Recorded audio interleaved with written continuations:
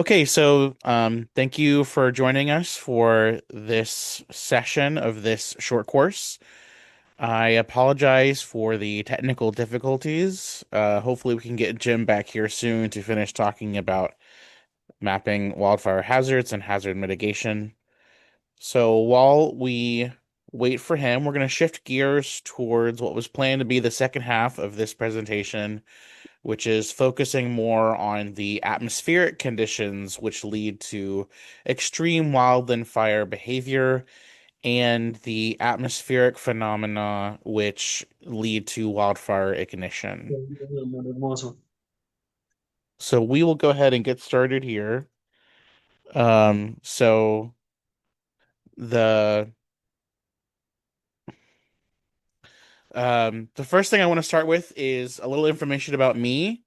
So I studied meteorology at the University of Oklahoma and also at Florida State University. And I went on to do some research into lightning and trying to predict lightning using radar observed variables.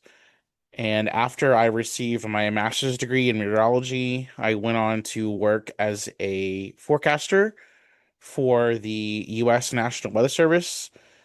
I served for 2 years in Western Kansas, and the imagery that you see on the right-hand side is imagery that represents my time there. I took this video of a dust storm that we had on the high plains in January 2020. And that is one of those environments where you've got gusty winds, you've got very dry air, and that could lead to extreme wildfire behavior. And then also we dealt with lots of fires as a just normal part of our forecasting. This is an aerial image of a grassland fire that was burning within our warning area or county area in March 2019. So while I was there, in Kansas, I served as the fire weather program leader. So I would facilitate communication between our meteorologists on staff at the National Weather Service and fire response personnel like emergency management, Forest Service, firefighters, etc. So this just goes to show that I've witnessed many fire weather and dry blowing dust events, and I have that strong background in lightning, so that's what I'm going to be focusing on today. So, as an overview for the presentation today, we're going to first talk about the documented wildfire causes and how those might be better categorized once you take a closer look at the conditions surrounding those wildfire initiations. We're going to look at the mechanisms for wildfire ignition with some high speed, slow camera examples. And then we're going to shift to focusing on the atmospheric conditions, which prime extreme wildland fire behavior, and how the U.S. National Weather Service Storm Prediction Office or Storm Prediction Center issues fire weather products to help people and forecasters and emergency management personnel stay on top of potential wildfire conditions and behavior. And then we're going to identify those pre-fire hazardous weather conditions using satellite imagery and other observing networks. And we will also explore the geostationary lightning mapper or the GLM, which is a satellite-based optical lightning imager on the geostationary GOES-R series satellites. And we will look at examples of how to use observations from the GLM to anticipate and recognize fire ignitions. Finally, we will also look at some of the research that my group is doing on incorporating GLM observations into categorizing and recognizing wildland fires, and we will look at some lightning ignited fires as seen from the GLM perspective. So there'll be plenty of time for discussion, and we'll also go through a real-time fire weather slash GLM example at the end. Okay, so let's jump into our first segment, which is going to be on fire origins or fire causes. So this graph here on the left-hand side is a pie chart of all of the documented fire causes from roughly the last 10 or 11 years or so. And the idea is that the wildfires, which are documented and observed by the National Interagency Fire Center in the United States, they are categorized as being caused by many different things, including campfires that weren't put out correctly, lightning strikes, maybe someone discharged a firearm and that started a fire, or maybe a car overheated and caught fire and that started a wildfire. And that's what I've gone through and categorized here in this pie chart.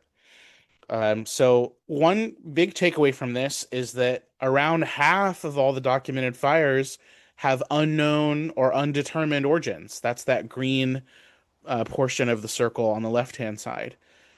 And not all of those fires were investigated. Sometimes they're really small and we don't have the resources to do it, or sometimes the terrain is too treacherous or too undocumented to really determine a cause or run an investigation.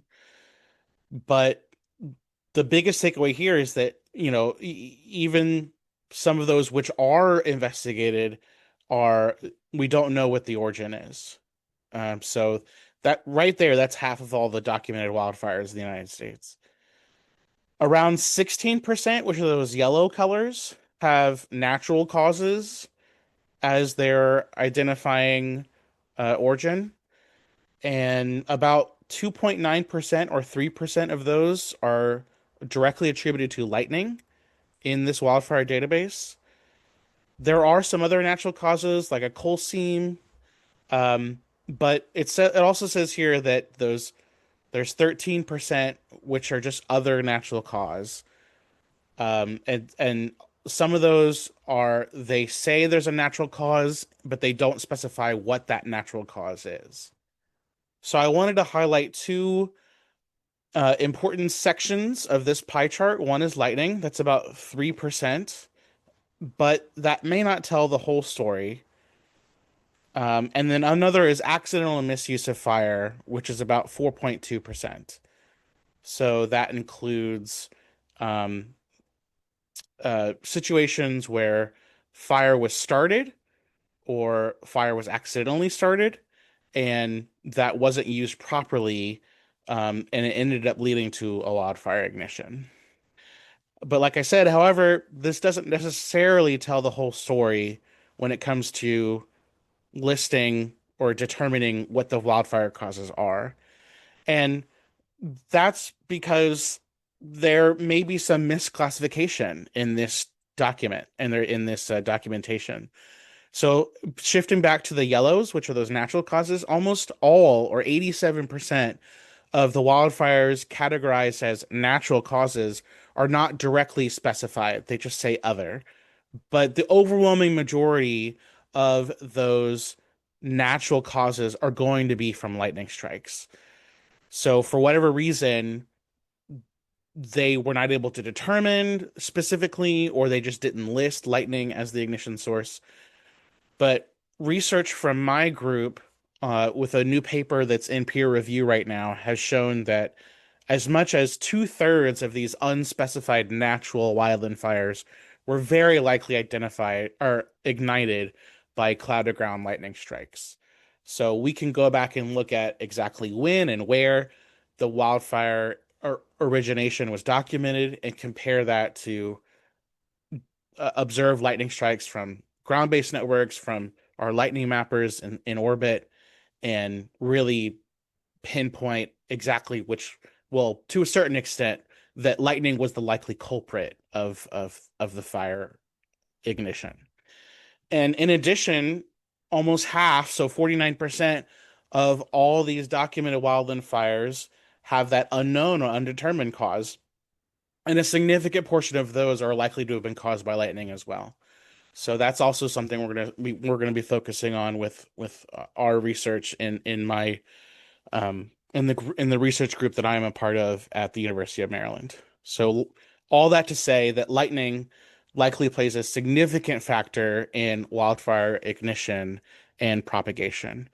So just as an example, let's look at 2024 and the largest U.S. wildland fire complexes from last year. They are in this table here on the left-hand side. These are the six largest wildfires in the United States in terms of acres burned. You can see that they range from over 1 million acres burned, which is over 4,000 square kilometers, to about 180,000 acres burned, which is about 730 square kilometers. And these wildfires occurred from February and March and into July, August, and September. But one of the biggest takeaways from this that I see is that half of the six largest wildfires in the United States last year were caused by lightning strikes. So we were able to identify the exact cause of half of these large wildfire complexes as particular lightning strikes. So one other thing that I think is interesting from this chart is that two of these three lightning ignited fires were ignited on the same day, which is July 17th. So we can see that on July 17th, the Durkee fire in Oregon, which is in the Pacific Northwest of the United States, and then also the Battle Mountain fire complex were both started in the same state on the same day, and they both were caused by lightning. So we'll look more closely at that particular day as uh, a use case of why lightning was so impactful as a wildfire ignition source for those fire complexes. But before we do that, I just want to emphasize that properly forecasting the occurrence of those cloud to ground lightning strikes from low precipitation and thunderstorms where not a lot of rain is reaching the ground, that can significantly increase your situational awareness in the days and hours leading up to wildfire ignition. So recognizing that those atmospheric conditions are going to be just right in the days beforehand, and then also monitoring those active thunderstorms in the hours beforehand can really direct your eye towards possible wildfire ignitions using the satellite products that we're going to talk about today. So, when we say wildfire initiation by lightning, what exactly do we mean? And I apologize for the ad. I have to skip this.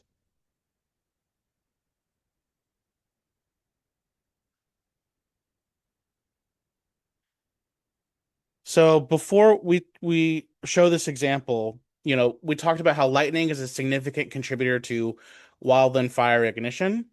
And this video is going to capture a branching cloud to ground lightning strike connecting with a tree, which I like to say are nature's lightning rods. And trees are made of wood. Wood is very flammable.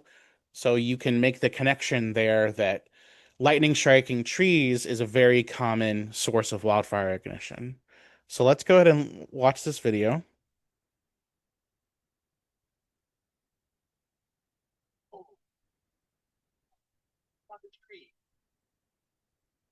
So now in slow-mo, we can see the lightning strike hits the top of the tree there.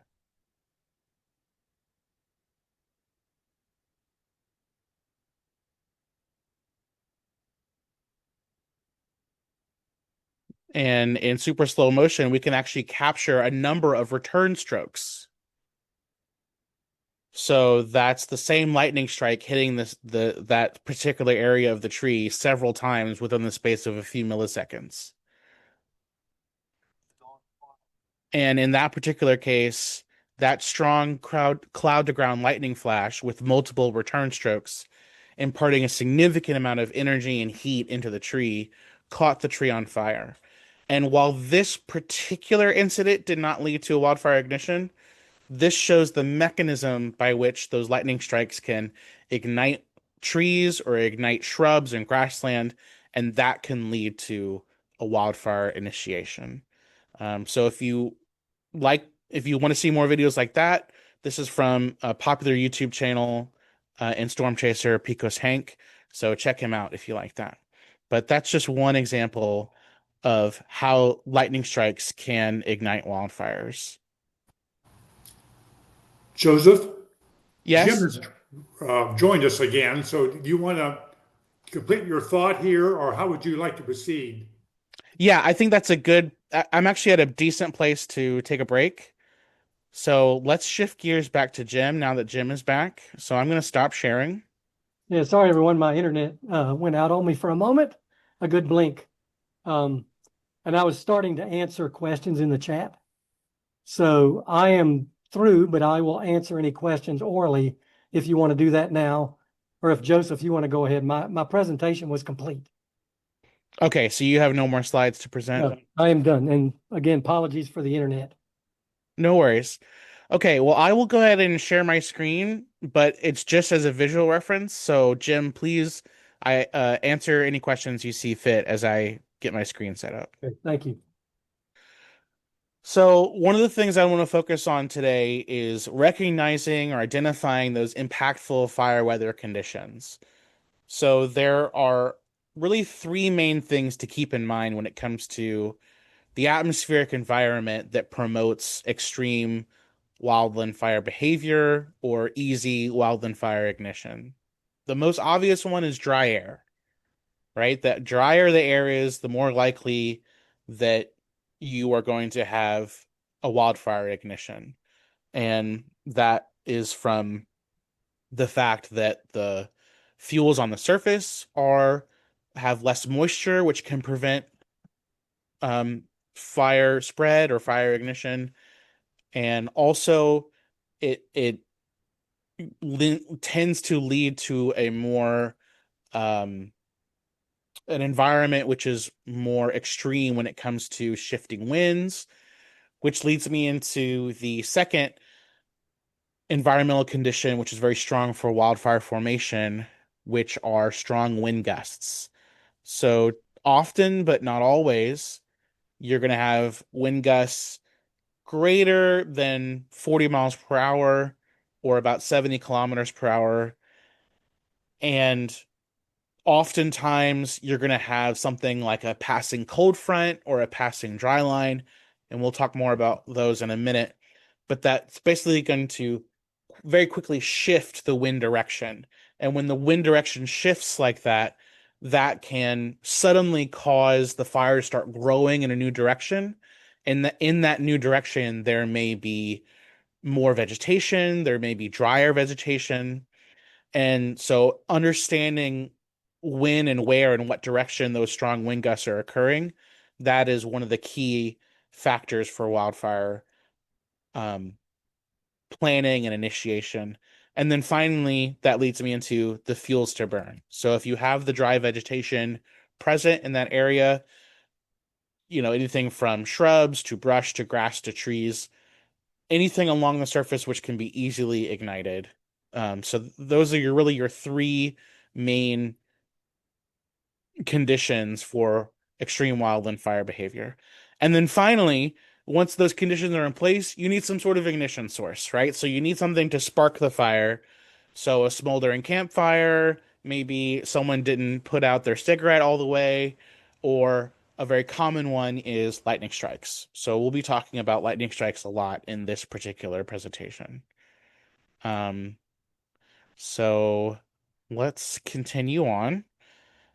So one of the things that is very helpful for wildland fire weather forecasting is the United States Storm Prediction Center, which is part of the National Weather Service. They issue fire weather products for the contiguous United States multiple times per day, and those fire weather products basically narrow down those atmospheric conditions that we talked about, where you've got hot, dry, gusty winds, and they're forecasting for up to 7 days out, depending on how confident they are in those conditions coming together.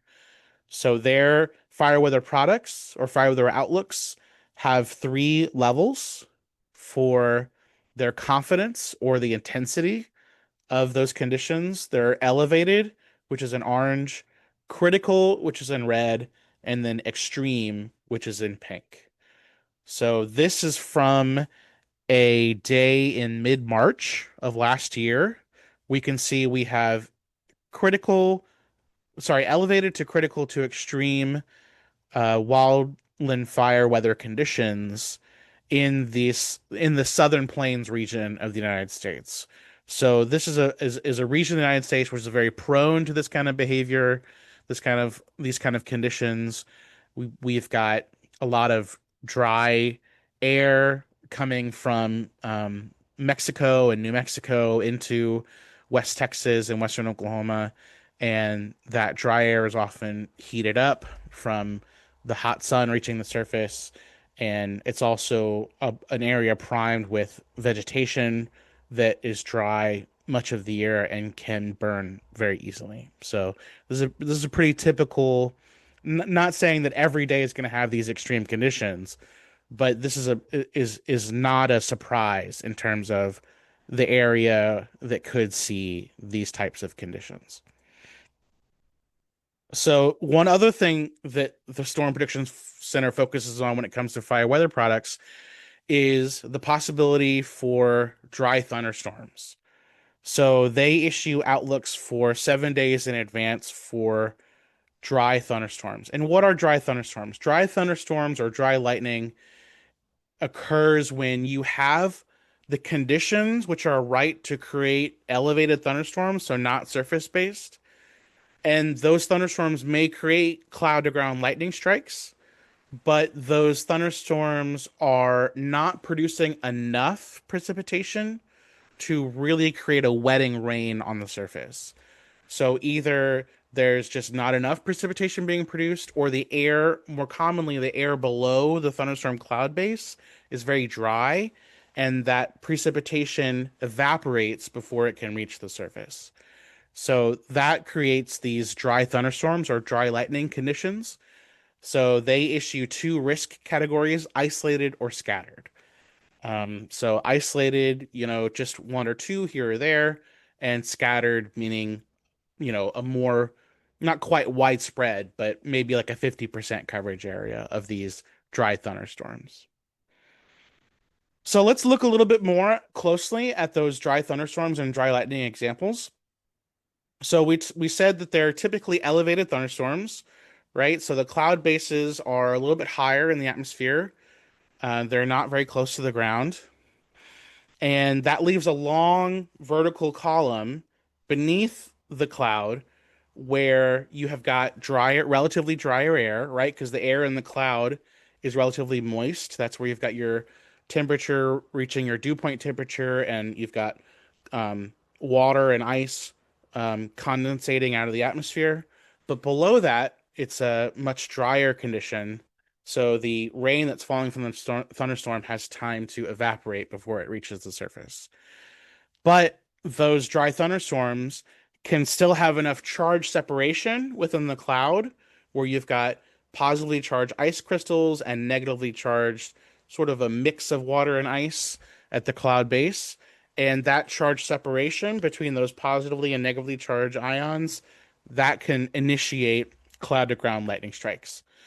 So that parent storm can still have lightning imparting a massive amount of heat to the ground, even though there's no actual water or precipitation reaching the ground. So that those lightning strikes are then very prone to initiating wildland fires by catching trees or grasslands on fire, just from the fact that it's so dry and you've got these lightning strikes out there.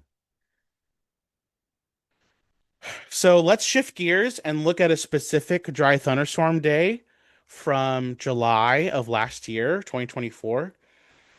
So recall that when we showed that table of the six largest wildfires, we had two of them start on the same day in the same state. and that day was July 17th. And the July 17th forecast or fire weather outlook from the Storm Prediction Center shows that there was a risk for those thunderstorm or dry lightning type events in the Pacific Northwest. That's what's shown in the gray shading on this forecast here from the Storm Prediction Center. So that fire weather outlook was really highlighting the potential for dry thunderstorms to possibly ignite wildfires, and that's exactly what ended up happening. Is those two of the six largest wildfires across the United States were started on this day due to dry thunderstorms. So these are roughly the location of the two fire starts. We can see that they're in Northeast Oregon with those red stars. So let's take a deeper dive in terms of the dry thunderstorms themselves. The closest really reliable environment sounding or profile, vertical profile of the atmosphere is from Boise, Idaho. So when we shift to our next slide, we'll be looking more closely at that environmental profile, which led to those dry thunderstorms.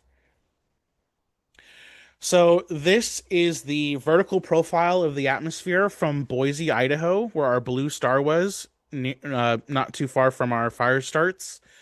And if you're not familiar with soundings, don't worry. Sometimes they're called skew T log P diagrams, but they're pretty simple. So in your vertical axis, you have increasing altitude or decreasing pressure. So you go up in the atmosphere as you go up in the graph, or lower in pressure, right? We have high pressure, higher pressure at the surface, lower pressure aloft. And then from left to right, you have increasing temperature. So the temperature, and this is in degrees Celsius, increases as you go from left to right. The red line here is the observed uh, atmospheric temperature from a weather balloon that was launched near Boise, Idaho. And the green line that you see, which sometimes closely follows that red line, that is our dew point temperature. So it's a measure of how much humidity is in the air versus the air temperature, which you can sort of think of, not exactly, but you can sort of think of the air temperature as representing the maximum amount of humidity. So when those two lines are close to each other, your temperature approaches your dew point temperature, you are likely going to have water condensating out of the atmosphere, out of from that excess water vapor, and that's going to lead to clouds, going to lead to thunderstorms. So in this particular sounding, which is from 12Z, which is just before sunrise local time, we can see that there's a fairly significant pocket of dry air in the lower atmosphere where there's a big difference between the dew point temperature and the air temperature. And that is one of the reasons why uh, we have an atmosphere prone to dry thunderstorms is that we've got this big pocket down here where you have the ability to evaporate any rainfall which may occur from an elevated thunderstorm. So one of the reasons that leads to dry thunderstorms is you actually do need to have some sort of condensation leading to a cloud formation, leading to lightning strikes to have those dry thunderstorm conditions. So we do have those higher relative humidity values where the green line is approaching the red line, our dew point temperature is approaching the air temperature. And that is sort of in the middle portion of the lower troposphere. So the 400 to 500 millibar range. So that's a healthy elevated cloud level. That's probably, on the order of 3 to 4 to 5 kilometers above the surface. And when we say that the cloud base is elevated, that's what we're talking about. And one way to measure how elevated that cloud base is going to be or has the potential to be is with lifted condensation levels or LCLs. And the calculation is fairly um I hear you. sorry, can you hear me? Yeah, yeah. I'm so sorry. Um, so the blues here are lifted condensation levels. So lifted condensation levels are basically um, if you have a parcel of air at the surface, how high do you have to lift that parcel of air or from some other layer of the atmosphere in order to create a condensation coming out of the air. So as you lift that air, it's going to cool at a certain rate, and once it cools farther enough to reach its dew point temperature, then it'll start producing cloud condensate, which could be water droplets, could be ice crystals, and that is going to be the bottom of your cloud base. So in this case, because it's so dry at the surface, that air has to be lifted a significant way. In this case, 3 to 4 to 5 kilometers in order for our clouds to reach their LCLs or lifted condensation levels. And that's really going to specify our cloud, our elevated cloud bases for this dry thunderstorm environment. So this is the pre-sunrise environment, right? So this is before any daytime heating. This is before um, any additional uh, drying of the lower atmosphere occurs. If you think about when dew falls, that's often in the very early morning hours, maybe just before sunrise. So that's when we have our most moist conditions typically at the surface, and it's already very dry. Our air temperature is 72 degrees Fahrenheit, and our dew point temperature is 38 degrees Fahrenheit. So now when we shift into the zero Z sounding, which is in the late afternoon, we can see that those conditions have become even more extreme when it comes to how relatively dry the air is. So we have that low level layer of very dry or very warm air. Our surface temperature has increased to almost 100 degrees Fahrenheit or just under 40 degrees Celsius. And we also have our dew point temperature, which is around the same, still around upper 30s, low 40s. But now we have a much more intense layer uh, of dry air, and that's going to allow any rain that falls to evaporate before it hits the surface. So we have our cloud layer around 500 millibars or 5 or 6 kilometers above the surface. And we also do have a small amount of instability or convective available potential energy, often called CAPE. And that small amount of instability is actually important because you need some amount of instability leading to the thunderstorm formation. So we need to have, you can't just have a whole dry column in the atmosphere because then you're never going to get the water and ice crystals, which are important to make lightning strikes. So we do see that we have very steep lapse rates, and those lapse rates and a little bit of instability are some of the necessary ingredients to supporting thunderstorm formation. And it's very small, so they're going to be weak thunderstorms, but that's just what we want because they're not going to have a lot of precipitation, and that's going to allow for those dry lightning strikes. And one other thing I want to note here too, with the pink or lavender oval, is that there's very weak steering flow. And that means that any thunderstorms which do form are not going to be progressing or advecting very quickly in any particular direction. And those slow moving thunderstorms can allow multiple lightning strikes to happen over the same area. So that just increases the chances that any particular thunderstorm is going to lead to wildfire ignition. Basically, more sparks in a very dry environment, that's going to increase your potential for a wildfire to start. So, how do we monitor that dry thunderstorm activity? Well, most forecasters in the United States use a combination of different observing networks. So, radar is a very common one, surface observation stations, and then also satellite imagery to keep tabs on those possible wildfire ignitions.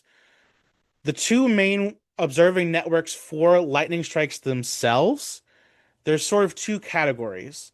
One is ground-based networks, which are essentially a network of antennas which are on the ground, which are looking for electromagnetic radiation from given off in a specific wavelength by lightning strikes.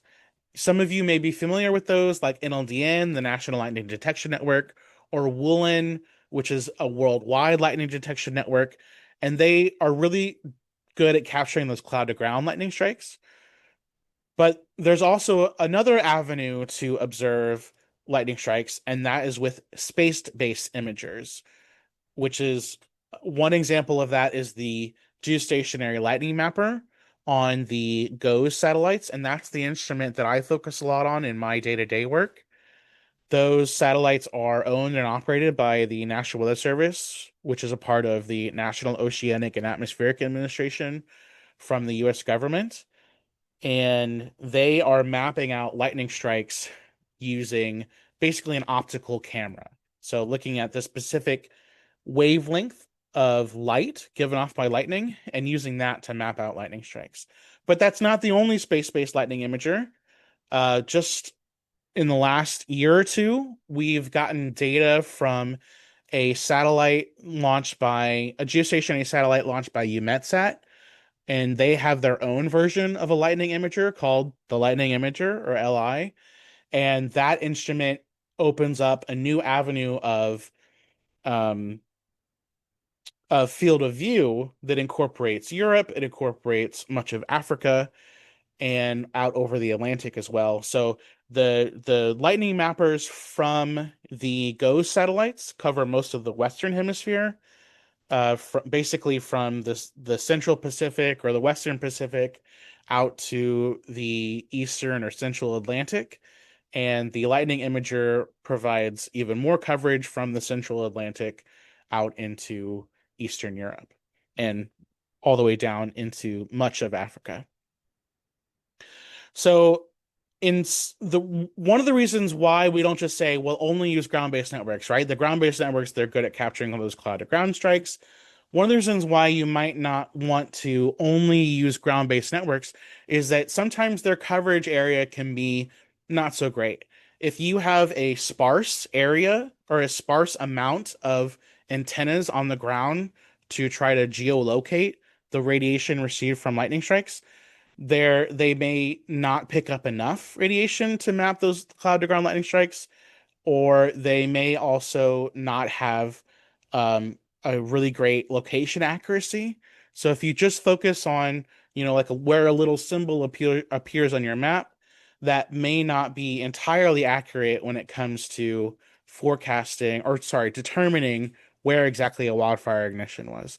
So those geostationary lightning mappers like the GLM and the LI, they can help fill those gaps and add more context and information. And then also just using those two things in concert with each other, that is sort of a best practice for saying confidently, okay, two different types of observing networks saw the lightning. So I have much more confidence as a forecaster or as an emergency manager that lightning actually occurred in that specific area. The main caveat of using these space-based lightning imagers for this particular purpose is that the lightning imagers, because of the way they detect lightning optically, they don't, by their nature, differentiate between cloud to ground strikes and intracloud or IC flashes. So intracloud is just from one part of the cloud to another part of the cloud, or maybe from one cloud to another cloud, and they don't strike the ground. So they're not imparting that large amount of heat, that ignition source, to the ground for wildfires. Most of the ground-based networks do have that differentiation, but the space-based lightning imagers, they just see what we call total lightning, which is all of it combined. There are efforts using machine learning and AI to basically look at the lightning characteristics and say with some amount of certainty, based on lightning characteristics like brightness, the size of the flash, whether or not any particular flash observed with the lightning imagers was a flash that made it to the ground, but those are not in an operational sense, and they're it's a very much a field of ongoing research. So keep that in mind. We will come back to our dry lightning example here in a few minutes. But for now, we're going to focus on those extreme wildfire atmospheric conditions, those that dry air, that gusty winds, the availability of fuels. So, first, before we start looking at a particular use case, let's talk about climatology.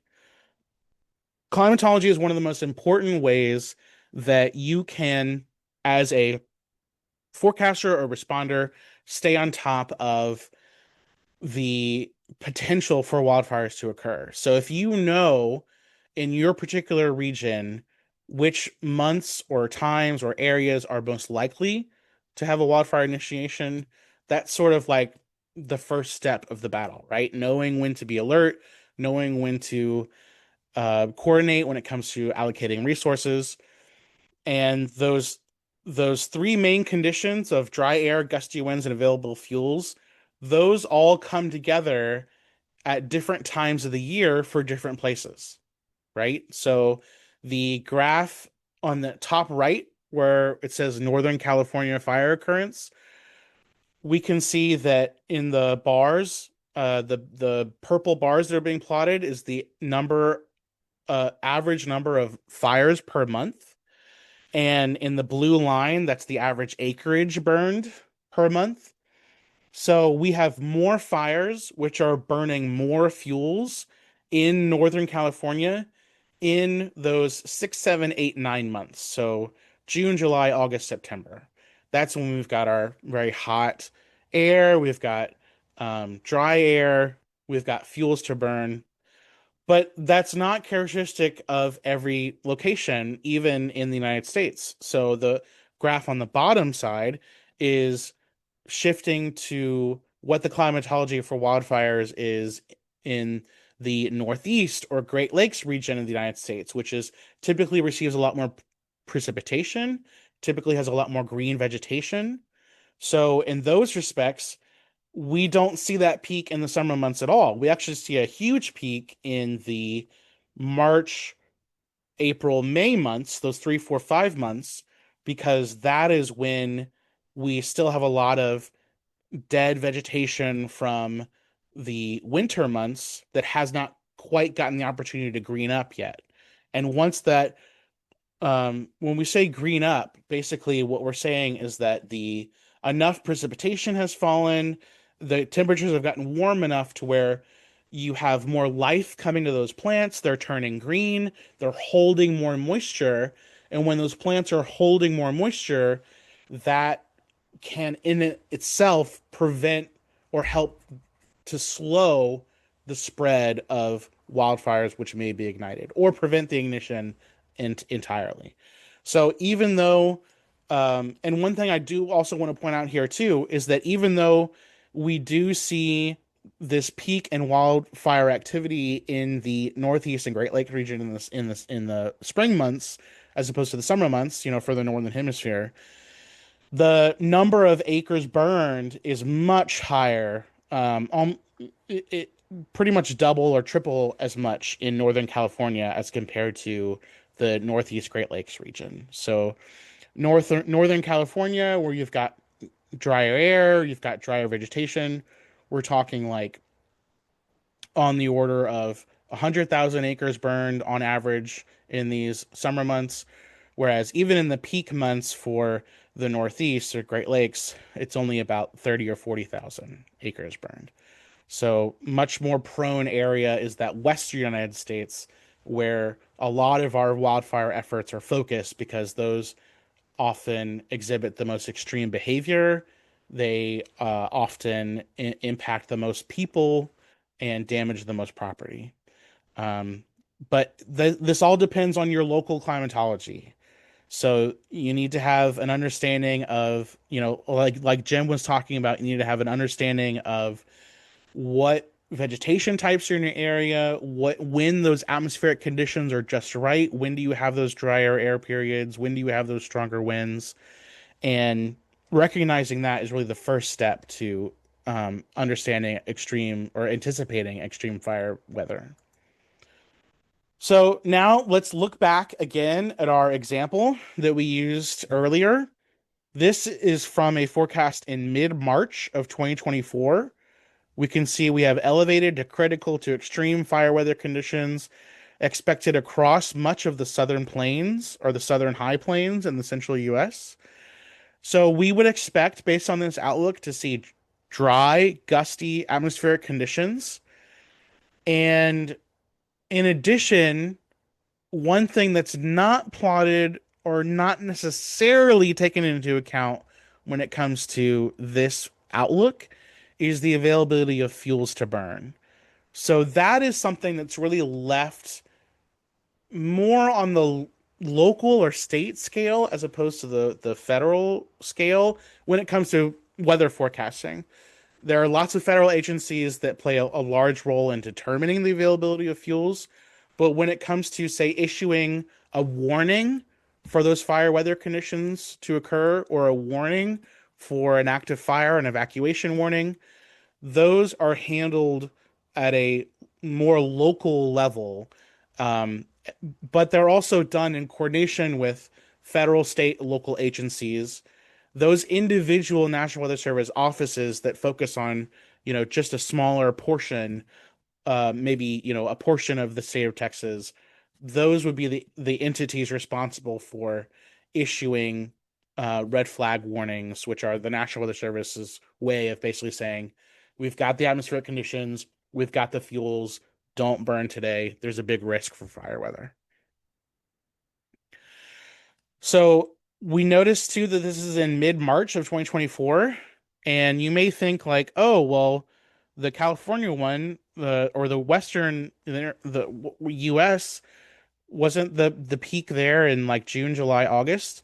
And yes, there is a peak in July and August. This is our climatology from the Rockies and Great Plains, so in this sort of west central part of the United States. But there's also this secondary peak in March and April. And this really corresponds to when you start getting those warmer atmospheric conditions, you start getting stronger wind gusts or drier wind gusts. And that, but you haven't quite had the opportunity for green up to occur.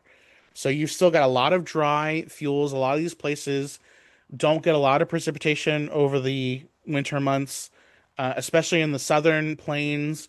You often, you don't get those really big snow events, which can help saturate the ground through the spring. So you've got this little bit of a peak here in March and April where you're really susceptible to extreme fire weather behavior. So we are going to look at a particular portion of the atmosphere as seen on a sounding or a vertical profile of temperature and dew point temperature from West Texas and a city called Midland, Texas. So that is where our environmental analysis is going to shift to for this example. So keeping in mind the location where this sounding is from, which is on the southern end of the critical fire weather condition outlook area, our sounding on the right-hand side is from 12Z, so this is right around sunrise. It shows a pretty dry column of air throughout the vertical profile, but especially dry in this lower 500 millibar layer. Now, one thing we do note is that it's actually almost at its dew point at the surface, right? We've got 54 degrees Fahrenheit dew point, 56 degrees Fahrenheit air temperature. And that is because since we are just before or right around sunrise, when the Earth cools at night, the atmosphere is kept a little bit warmer. And so when the Earth cools at night, you've got the planetary boundary layer, which is the layer of atmosphere that's very closest to the surface of the Earth. That cools rather rapidly with the cooling Earth as the solar radiation goes away overnight. And that's often why you see dew point temperatures occurring or dew forming in those early morning hours or right around sunrise, that is typically when you've got your coldest temperatures and you may have some moisture sources like say from vegetation or rivers or lakes or streams, or the Gulf of Mexico, for example, that leads to those that very thinnest layer of the atmosphere where you've got more humidity than you would otherwise. But one of the other things that I wanted to point out here is that, um, especially in contrast to our dry thunderstorm example, which we'll come back to soon, we have a lot of strong winds here. So we've got wind barbs here, winds coming from the west, 50, 60, 70, 80 knots. And those winds are going to provide a lot of, even though they're elevated right now, they will eventually mix down as the planetary boundary layer erodes with surface daytime heating as the sun rises. And that will allow for some of that momentum to mix down, and we'll have stronger winds at the surface and more impactful fire weather conditions. So now let's switch gears to the afternoon or late afternoon sounding from 0Z. Now we have an extremely dry column of air. We've got an 80-degree surface temperature. We've got a 14-degree surface dew point, and that's only just above the surface. Really, for a significant portion of this lower column of the atmosphere, the dew point temperatures are almost negative 20 degrees Celsius. Very, very dry air. And that's for the lower, about 3 kilometers or the lowest 300 millibars of the atmosphere in this particular location. What we can also see is these strong upper level winds have indeed mixed down towards the surface. We've got our 20 to 30 to 40 knot winds now mixing down all the way to the surface.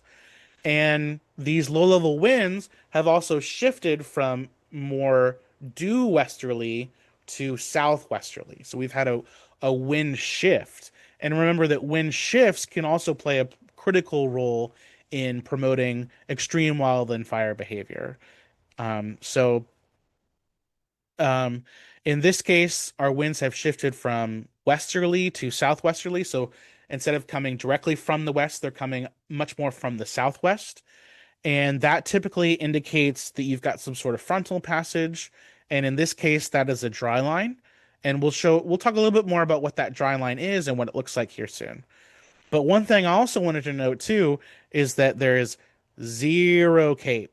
There's no instability, right? So this is in contrast to our dry thunderstorm sounding where even though it was elevated, there was a little bit of instability, right? Something on the order of 50 to 100 joules per kilogram of cape, but in this case, there's none. There's just none. And we also have our extremely high lifted condensation levels of 5 to 6 to 7 kilometers above ground level. So it's practically impossible to lift any parcels of air high enough to get to the point where any condensate would form or any cloud would form. So let's switch gears. Instead of looking at one point, we're going to look at the synoptic picture. So give me 1 second here, and then we'll come back to this. Okay, so now we're kind of looking at the big picture. So again, this is from 12Z, which is in the right around sunrise, or maybe just before sunrise for this particular area. The chart here on the right-hand side is our 250 millibar chart, and it's showing wind speed, wind direction, air temperature, and dew point temperature in that upper layer of the troposphere. So 250 millibars. And one of the big things that we can see right off the bat is that we have a strong long wave upper level trough, which is digging into the western United States. We have a jet stream of strong winds, which are shown in this blue shading here. And those strong winds are rounding the base or the axis of this jet stream, bringing upper level winds on the order of 100 knots or 185 kilometers per hour into that New Mexico and eventually into the Texas and Oklahoma regions. But one thing we can also note here is that the winds upstream from the strong jet stream are a bit slower. So while these winds are almost 100 knots, these winds over here are on the order of 40 to 50 knots. And those slower winds are going to act as a sort of a block for the upper level winds, which is going to force air to go downwards in the atmosphere, which we call subsidence. And if you're familiar with forecasting or with jet stream dynamics, then you know that typically in the left exit region of your upper level jet, you have divergence, so rising air, and in the right exit region, you have convergence and subsidence or falling air. And the tropopause here, just above 250 millibars, acts as a barrier. So if you've got converging winds, then they can't go up, right? Because there's the tropopause, so they're going to be forced down, and that's your subsidence. And that downward forcing air is a really key component to forecasting those warm and dry conditions that lead to extreme fire weather behavior. So as that air is forced downward, as your subsidence is occurring, your air is being compressed, right? It's going from a low pressure area to a higher pressure area. And as gases are compressed, they are warmed. We call that compressional warming. And another key part of how that relates to fire weather conditions is that you've got these really high momentum winds aloft with a lot of wind speed, and not only is it warming, right, as it's being compressed as it falls, but you're also shifting that momentum from higher in the atmosphere to lower in the atmosphere. So you're actually making the winds in the middle and lower portion of the atmosphere flow faster because your fast winds are being forced downwards. So all that momentum is now shifting toward the lower portions of the atmosphere, and that will lead to increased wind gusts as the day goes on, even some of them reaching the surface. So and now instead of looking at the very upper levels, we'll look at the very lower levels. This is a 925 millibar analysis from that same time, 12Z. The large L here indicates we've got I added this in, but you can see the black lines here are essentially isobars. So we've got a very low pressure here at the sort of in the central high plains region. We've got Colorado, Kansas, Oklahoma, Texas, and New Mexico. And that surface low pressure is developing where we would expect it to. It's developing in that left exit region of the upper level jet, where we've got diffluence aloft, and that promotes that rising air, and that's going to lead to a surface low pressure. In addition, we've got southerly or southwesterly surface winds here in what we call the warm sector or the warm side, the southeast side of this developing low. And that is advecting moisture, which are shown by these green contours, from this large sea or gulf, advecting that northward into the central United States. And if you're thinking, hey, this kind of looks like a decent setup for severe weather, you'd be right. It is a decent setup for severe weather. We've got our surface low. We've got moisture coming up from the surface. We've got convergence. So all of that is going to lead to a severe weather event. And that's exactly what happened on this day. In the focusing on the warm sector of that low, we had actually up to an enhanced risk, or essentially a level 3 out of 5 risk from the Storm Prediction Center for severe thunderstorms that day. And that included, if we line that up with reports, which are what these little dots are in this map, we can see that there were large hailstones, there were tornadoes, there was damaging straight line winds. All of these were observed in that risk area. And that sort of brings me to one of the points I wanted to hit on in this presentation, is that those conditions which promote dangerous wildland fire behavior are often sort of the other side of the coin of observations which can lead to strong storms or convective weather patterns. So we've got one side of the low where you've got all this moisture coming up, you've got this warm air coming up. That's going to lead to instability. It's going to lead to thunderstorms. It's going to lead to severe weather. And then on the other side of the low, we've got all this dry air coming up, and that dry air is going to lead to dangerous fire weather conditions. So again, as the daytime heating increased the surface temperature over New Mexico and Texas and into northern Mexico, southwesterly winds started to develop along a dry line, and that progressed eastward as the day went on into the afternoon and evening hours. So I said we'd talk a little bit about what a dry line is, and that is what my next slide is for. So before we go that, I'm going to take a sip of water. Hold on. Okay, so our next slide here. Um, this is a very typical dry line setup for this particular area of the United States.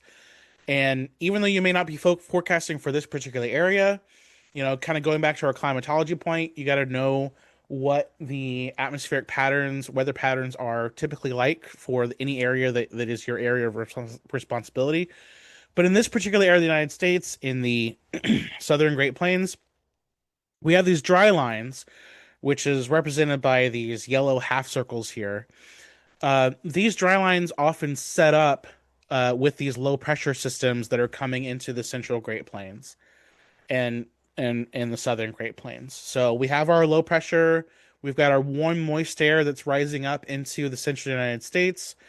And if you think about the winds around a low pressure system are rotating counterclockwise, if you've naturally got warmer temperatures on the southern half and you've naturally got cooler temperatures on the northern halves, at least in the northern hemisphere, it's going to be opposite if you're in the southern hemisphere. The warmer air that's being pushed up, if you think about the counterclockwise direction, that's going to create your warm front, which is what we see on the red semicircles here. And counterclockwise, those colder winds, which are going to be pushed southward, pushed down, that's going to create your cold front here, which are these blue triangles. But in between, you have this warm sector where you've got warm and moist air, typically on that southern half of the low pressure system.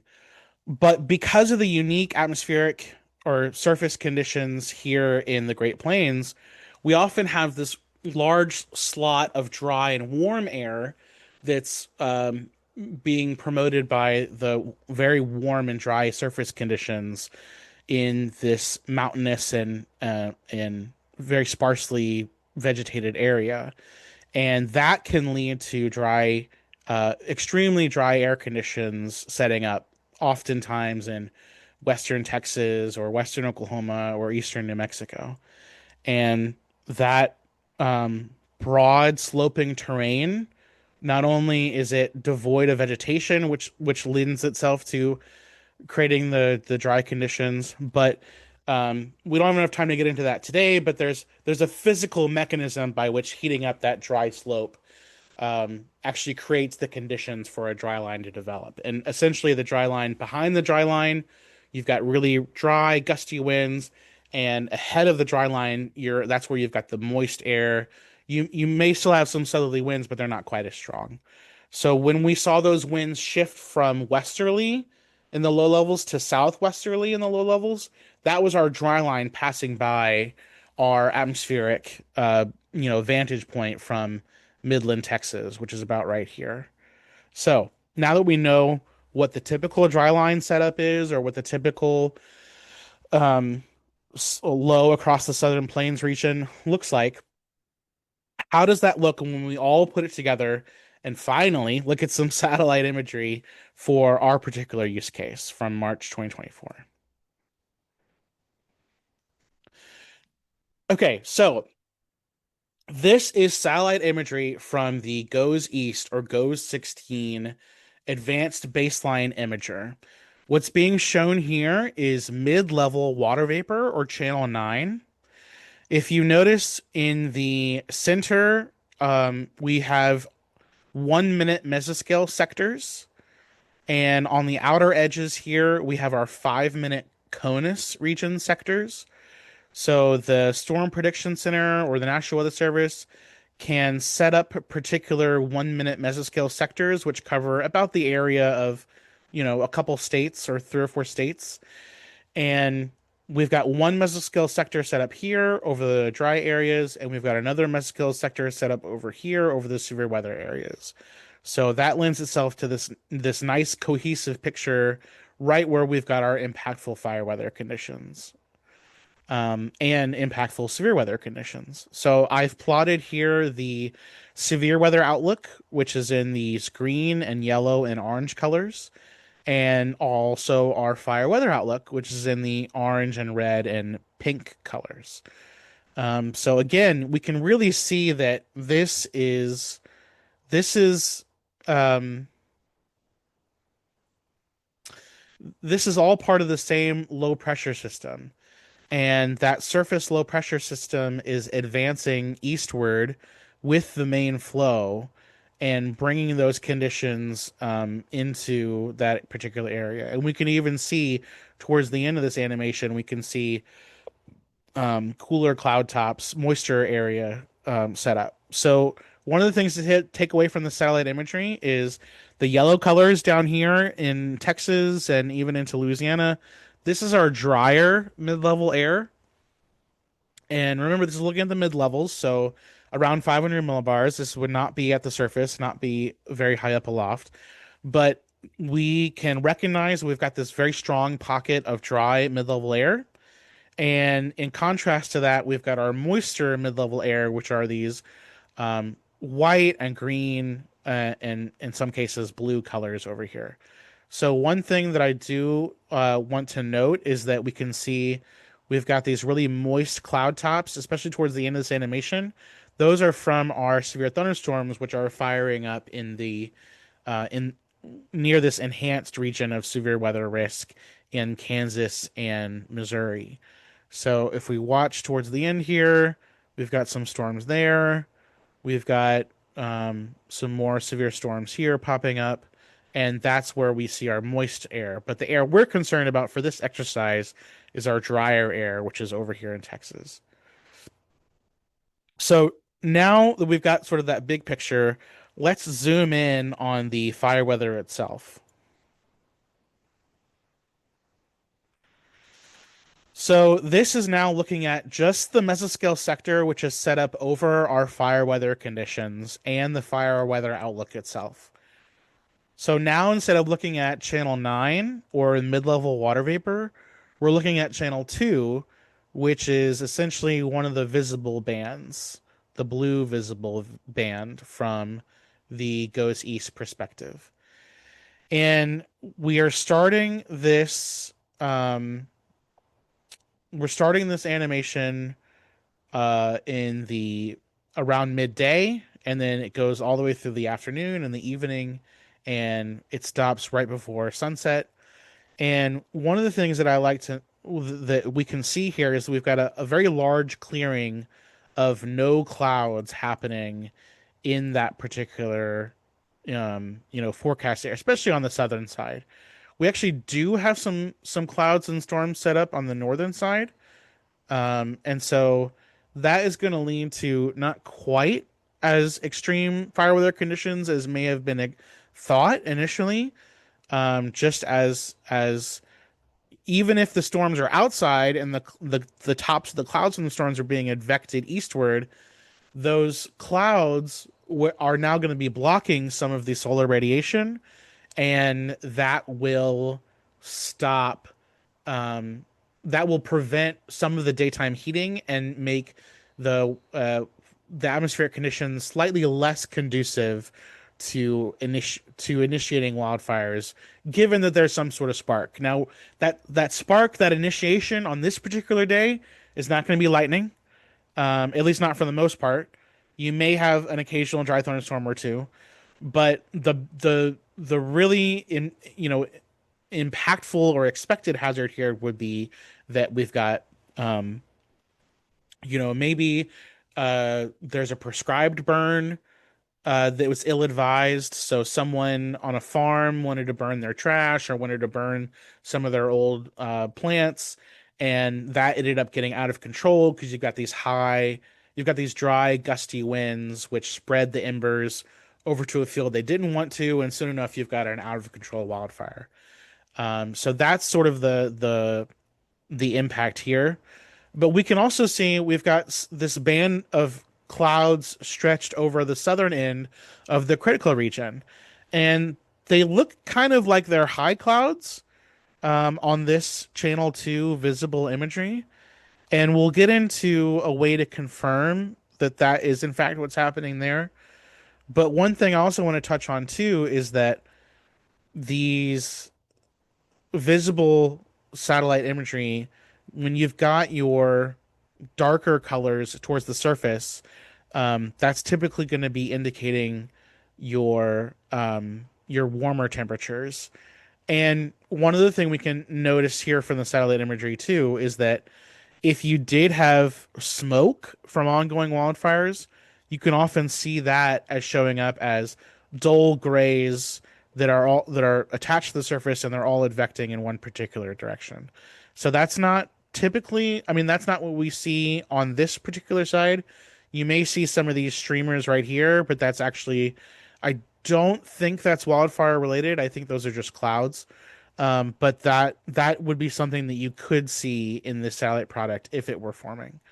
So how do we differentiate these clouds? What sort of GOES products can we look at to differentiate them? Well, one of them is the dust RGB. And if you're not familiar with RGBs, essentially they're combining the three visible channels, channels 1 through 3, in a way which highlights different information from those channels. So in this particular RGB, we can highlight different cloud types. And this one's called the dust RGB because it is formulated to specifically look for satellite observations of blowing dust. And those blowing dust areas would show up as they would just jump out of the page as like a hot pink color.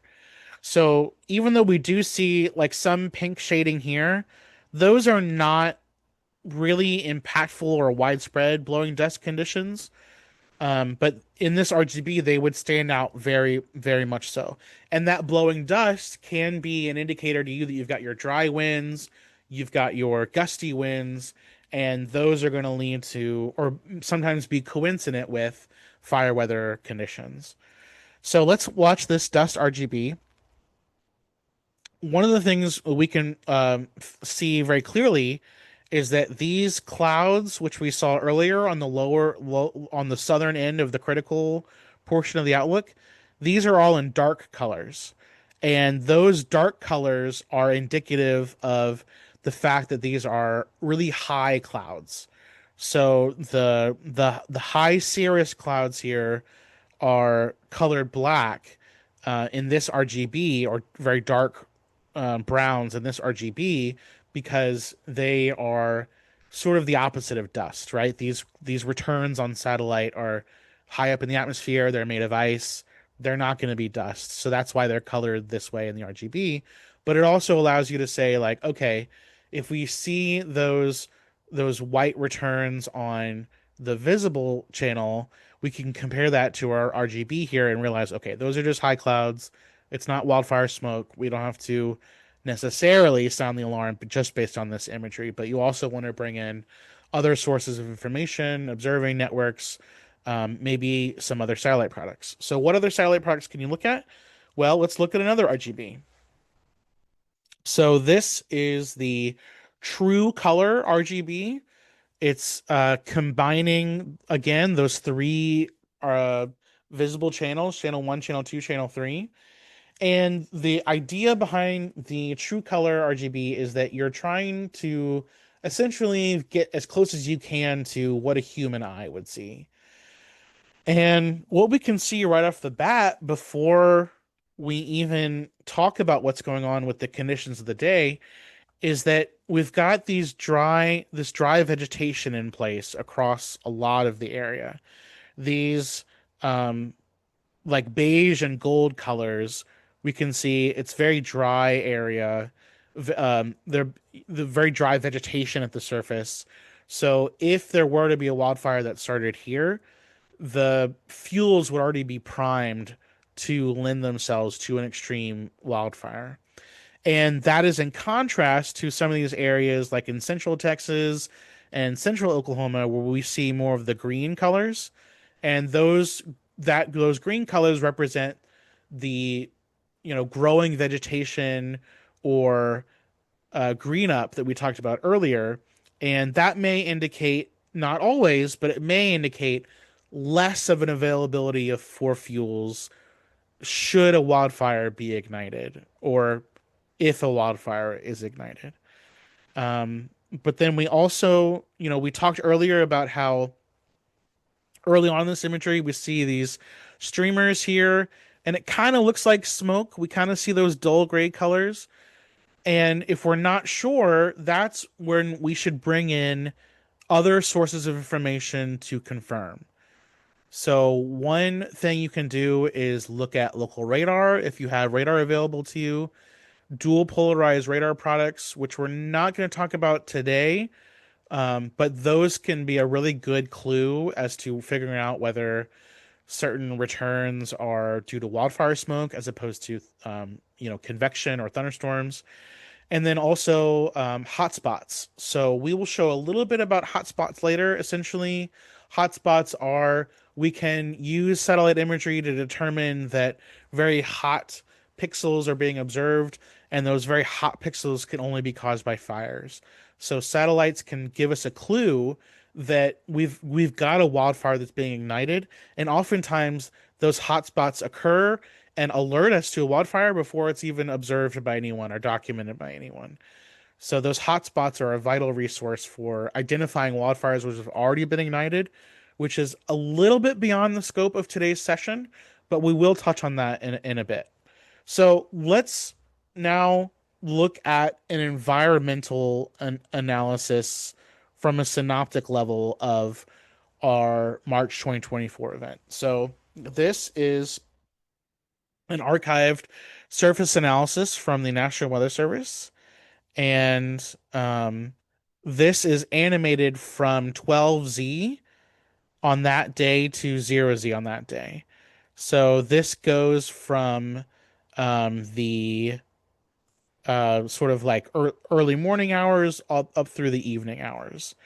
And we can see we've got our surface low pressure system, which is advancing eastward into the central United States.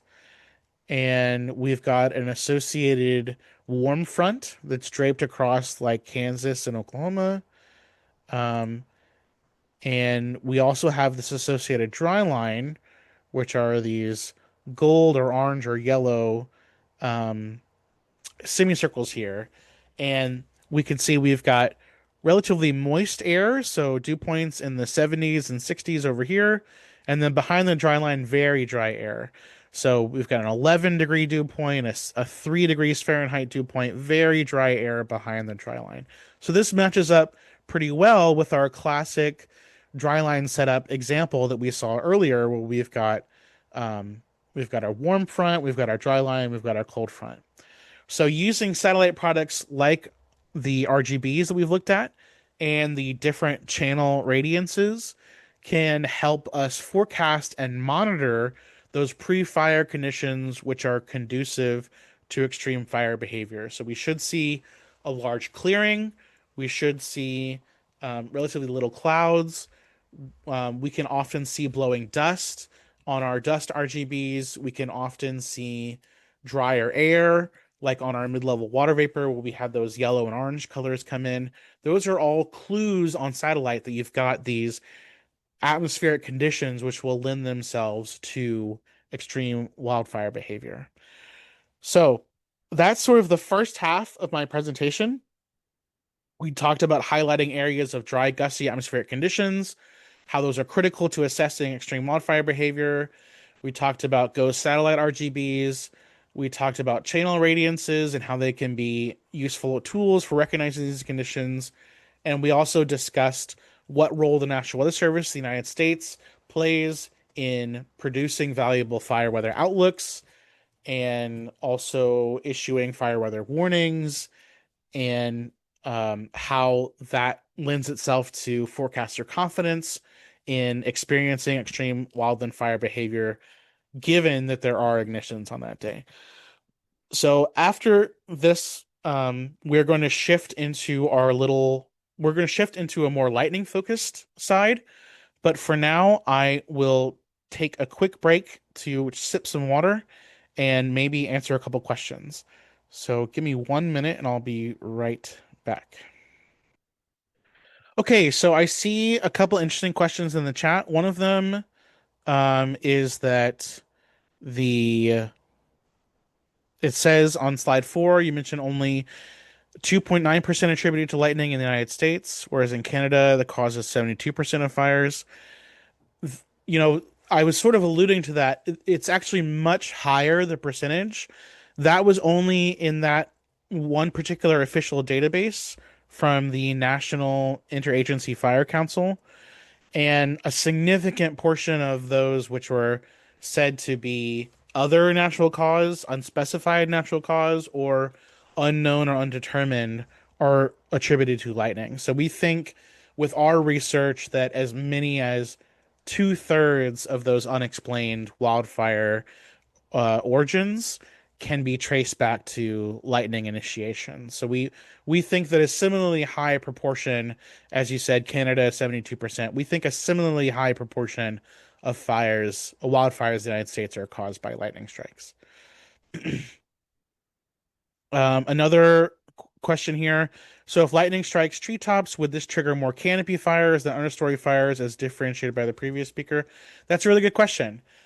Typically, they would be more likely to strike the tops of trees than the bottom of trees. So that would indicate that you've got more treetops as opposed to understory fires. But it depends on the coverage of trees, it depends on the type of tree, depends on the gusty winds.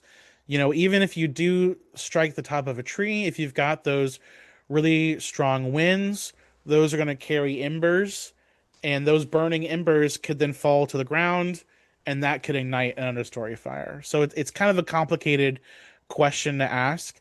But yeah, the lightning is more likely to hit the top of a tree as opposed to the bottom of the tree or the understory. But that doesn't necessarily mean that you're not going to get an understory fire from lightning strikes themselves. So thank you. Good question. And then we have another question here. It says, referring related to the sounding of 12Z, does the temperature inversion play any role in preparing for the upcoming fire risk? If it does, is it only related to increased um, low level dry air, or does it also have to do with any other factors? So that question is also a really good question. So we do see that temperature inversion. So typically with height in the troposphere, temperature decreases with height, but the temperature inversion, we have temperature increasing with height, and that often happens overnight with our planetary boundary layer as the Earth is cooling a lot more quickly than the atmosphere above it. So that cooling Earth cools the thin layer of atmosphere right above the Earth. So now we have this very thin, cool layer of air and the warmer atmosphere above it. So we've got a little bit of a temperature inversion. And that temperature inversion can sometimes play an active role in the upcoming fire risk. So, I mean, one of the things that we think that we can look at too is that if you have a strong enough temperature inversion, it's going to take a lot of daytime heating and a lot of mixing down of momentum and warmer air in order to sort of break up that inversion. So if you have a really strong temperature inversion where you've got much cooler temperatures at the surface of the Earth than in the atmosphere just above the surface of the Earth, then it will take longer for that temperature inversion to deteriorate to the point where now the air just above the surface is warming up at a higher rate. So, if you've got a 20-degree temperature inversion as opposed to a 10-degree temperature inversion, it's just going to take more time. It's going to take more energy for that inversion to be eroded to the point where not only do you have warmer surface temperatures or warmer temperatures in the low of the atmosphere, but now that that temperature inversion is gone, that planetary boundary layer is gone, now it's more easy instead of not just mixing up, right? But when you mix, you're also mixing down. So now it's easier for that momentum of that jet stream, that high momentum air, those high wind speed, high velocity airs air, it's easier for that to then mix down to the surface too. And so that may shift the timing of when you expect those really strong or really impactful fire weather conditions to occur. So if you have a stronger planetary boundary layer, maybe you don't get as dry or as gusty winds until the late afternoon or early evening, as opposed to if you had a weaker boundary layer that could occur in the late morning to midday hours. Um, so yeah, so it's not only just the low level dry air, but it's also the mixing down of those gusty winds. So that's another factor. So that's a great question. Thank you for asking that. Okay, so I think we've taken enough of a pause. I am going to continue on into our next topic. So let's switch gears back to lightning. So this is an animation of the geostationary lightning mapper. The colors are in blue and yellow here. And also in the background is our visible satellite, our channel 2 band from Goes East. So take a look at this for a second.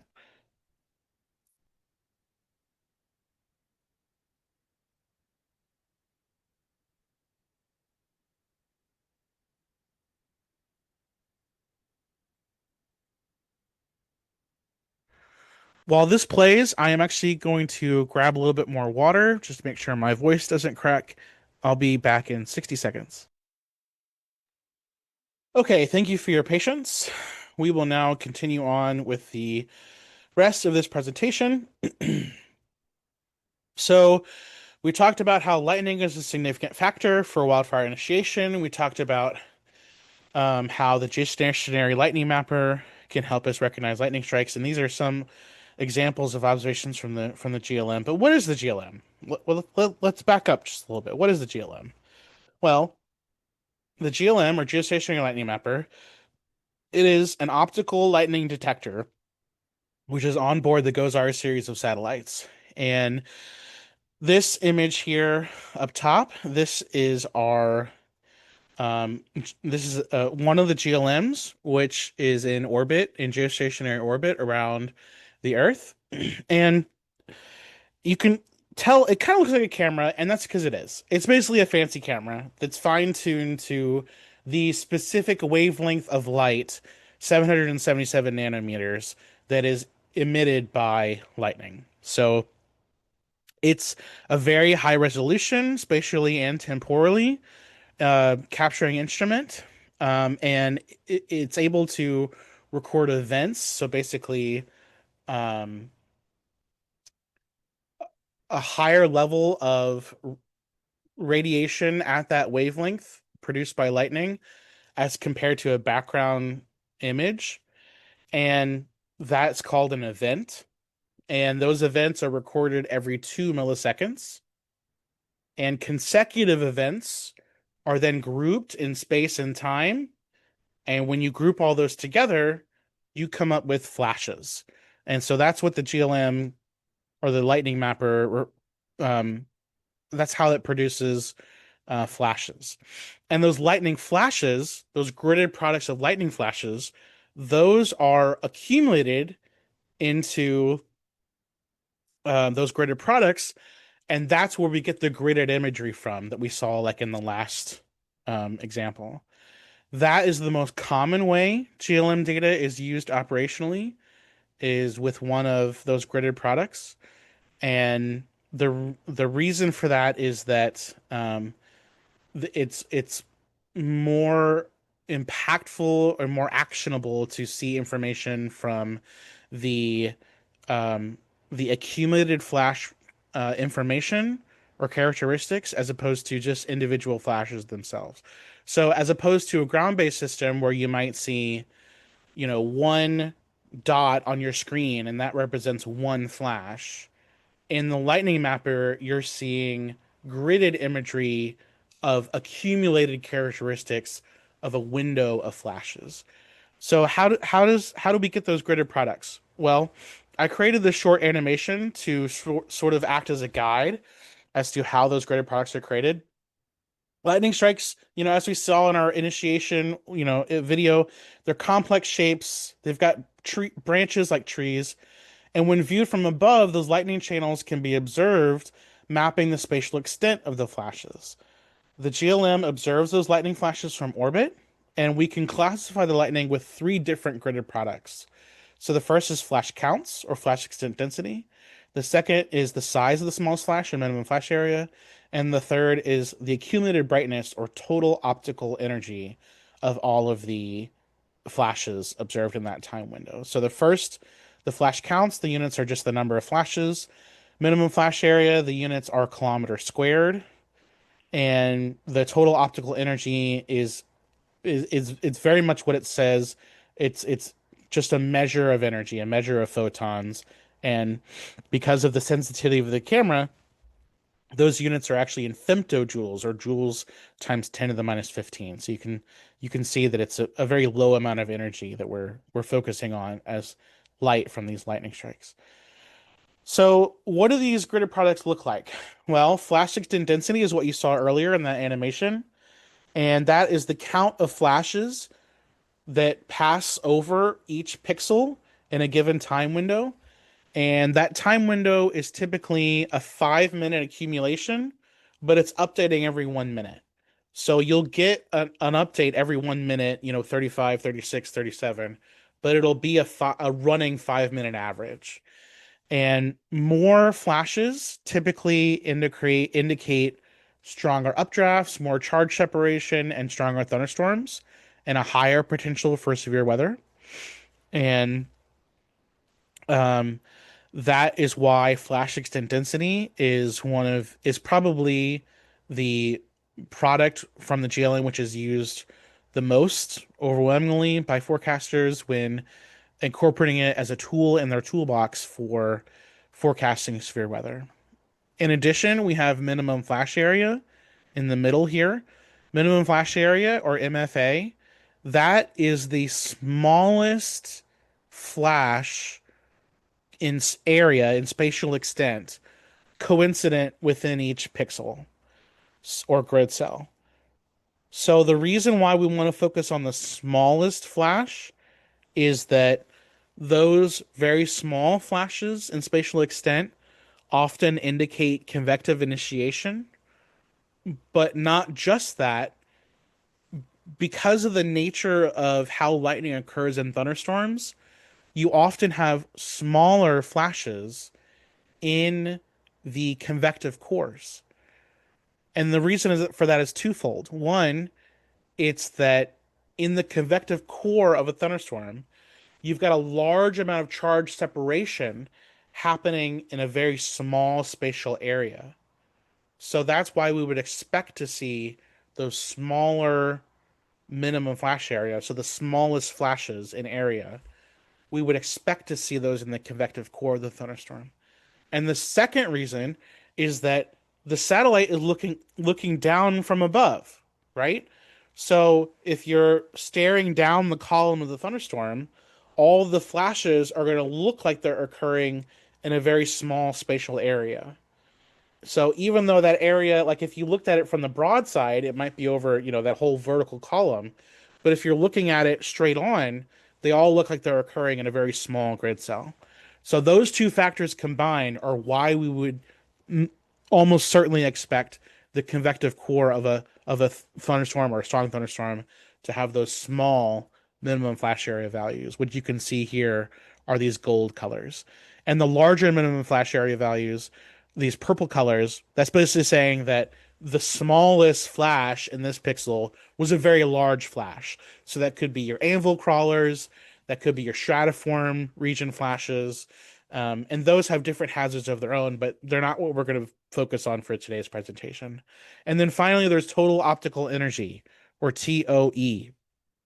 And it's just the accumulated, aggregated optical brightness of all the energy, of all the photons from each flash within each pixel over that time window.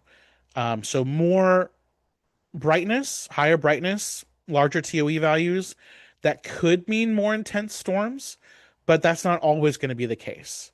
And in this example, those larger TOE values of these sort of pink and gold colors, and the smaller TOE or smaller energy values are these purple colors. So why do we care about these lightning characteristics? Well, as we talked about, flash extent density is telling us the number of flashes, and that is a key way to understand thunderstorm intensity. So the spatial footprint of lightning here, this is just a random example of a classic supercell type thunderstorm. And we can see that the footprint of these lightning flashes is a lot different than the background imagery here, which is the channel 13 or long wave IR imagery from Goes East from this supercell type thunderstorm.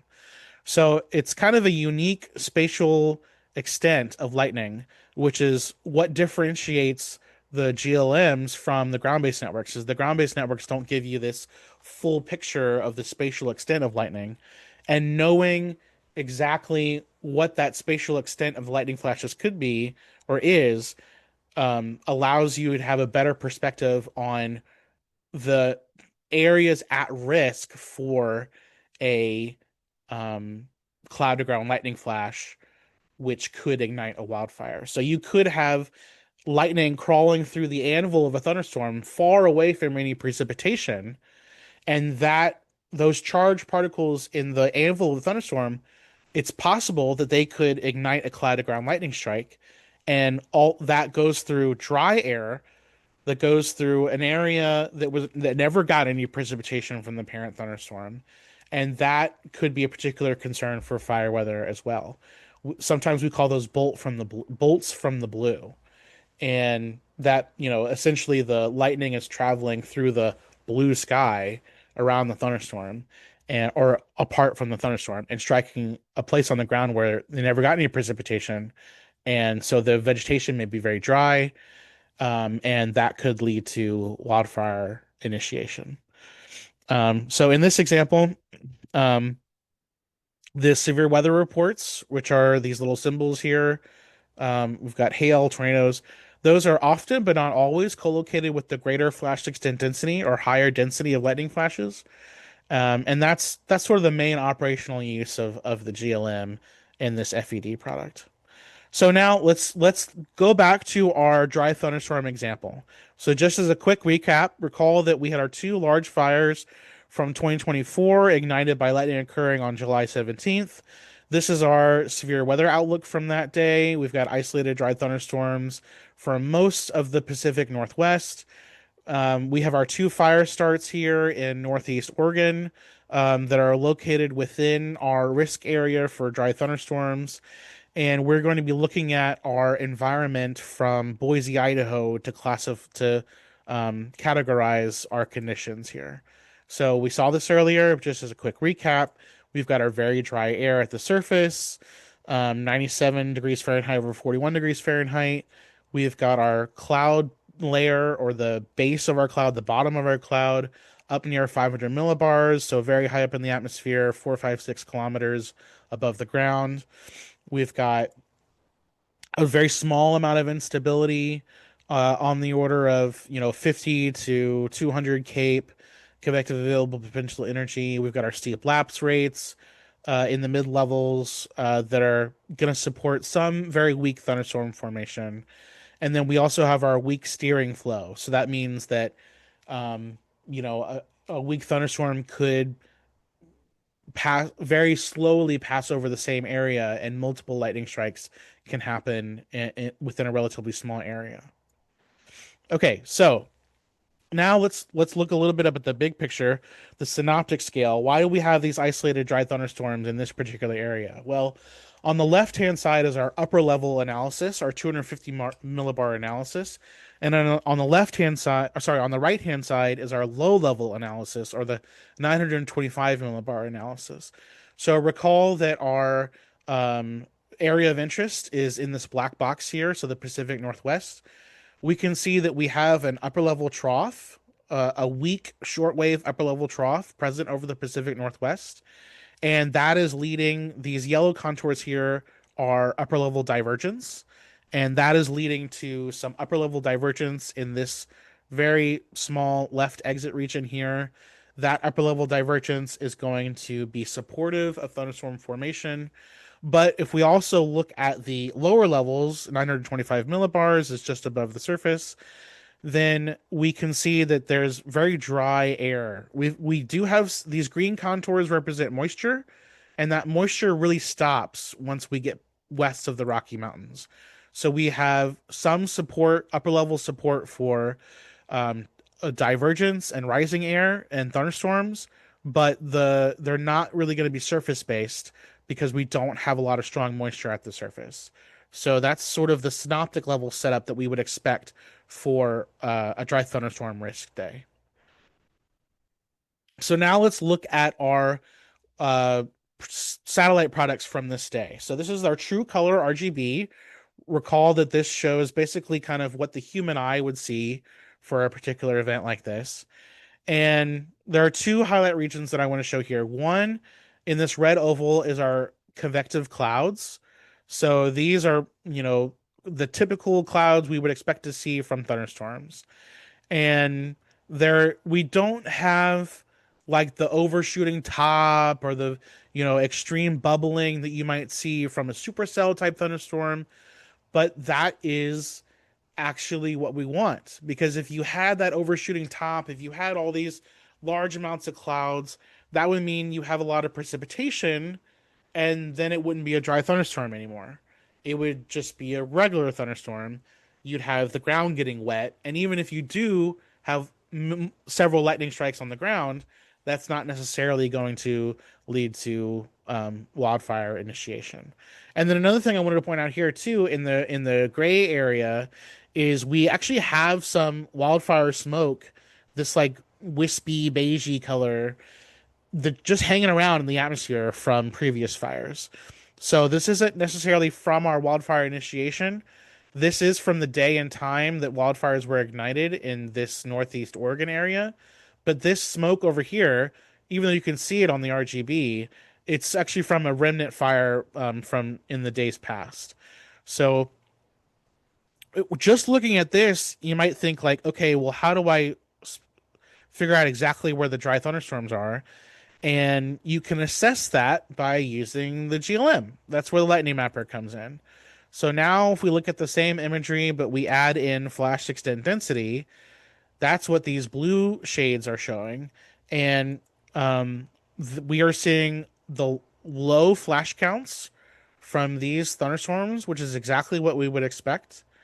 We want there to be low flash counts because um, we expect there to be low flash counts because there's weak instability, right? But we also want there to be low flash counts because that reinforces the fire ignition risk because those weaker storms are going to be producing less precipitation than a stronger storm that had a higher number of flash counts.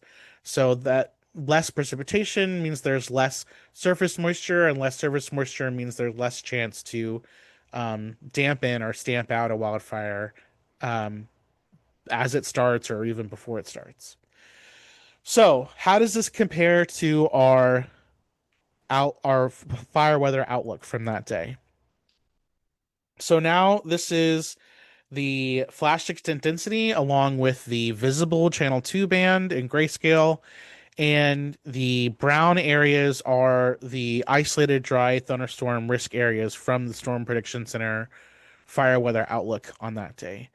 So you can see that some of these flashes are outside of the risk area, so to speak. They're not inside the brown, but um, having these isolated dry thunderstorm pockets right here would, lead you to believe that, okay, just because a lightning strike happened in this little gap between these two brown areas, that doesn't necessarily mean that there's going to be a decreased risk for dry thunderstorms along this particular axis. Maybe the Storm Prediction Center didn't fill in that area because they didn't think that the conditions were quite right to form thunderstorms in this particular gap. And maybe they thought, okay, well, there's more convective available potential energy here, or maybe there's a little bit more elevated moisture here that's going to help lead to thunderstorm formation, or maybe the upper level trough that we talked about, maybe it wasn't quite right set up in the right place for it. Or maybe they thought that the storms here in this gap were strong enough to produce enough rain that even though they would be thunderstorms, they wouldn't be dry thunderstorms anymore. Those are all factors, sort of really small scale factors, which can change on the day of. But just from the fact that we have this outlook highlighting those isolated dry thunderstorms, that is what should clue us in to be in that mode of, okay, we know there's going to be dry thunderstorms in this area, even if it's not exactly within the fire weather outlook polygon from the National Weather Service. We're still clued in that this is a dangerous fire weather day, and in fact, this is the day when those two of the six largest wildfires in the United States in 2024 were initiated by lightning strikes. And one other thing I want to specify here is that uh, the like we talked about earlier, the GLM only sees total lightning. It sees a combination of cloud to ground and intra-cloud flashes. It does not allow you to specify, on the surface. It does not allow you to specify which flashes are cloud to ground, which flashes are not cloud to ground. So that is one disadvantage of using the GLM as opposed to ground-based networks. But because of that continuous coverage, especially in these sparsely populated areas, the GLM can act as a clue that you've got these isolated dry thunderstorms happening.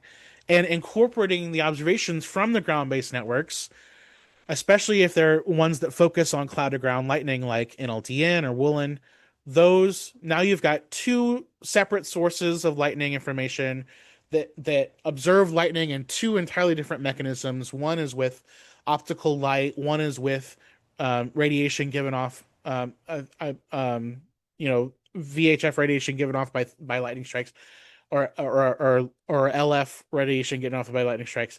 And now you can say, okay, well, two different things are telling me the same thing. That reinforces your confidence as a forecaster that, okay, we know that lightning is actually occurring in this area. Because sometimes, I mean, every now and then you're going to get some false alarms, right? The GLM is not perfect, but even the ground-based networks aren't perfect. Sometimes the ground-based networks have geolocation issues. So using those together, recognizing that lightning is occurring in the same place at the same time from these two different networks, that is what we often encourage forecasters to do to have a more complete picture of the convective activity and the thunderstorm potential. And also, one thing is that um, the having that spatial extent of the flashes as opposed to just a point from the ground-based network that the GLM offers, the spatial extent, that is really important for categorizing the spatial extent of where your wildfire risk is.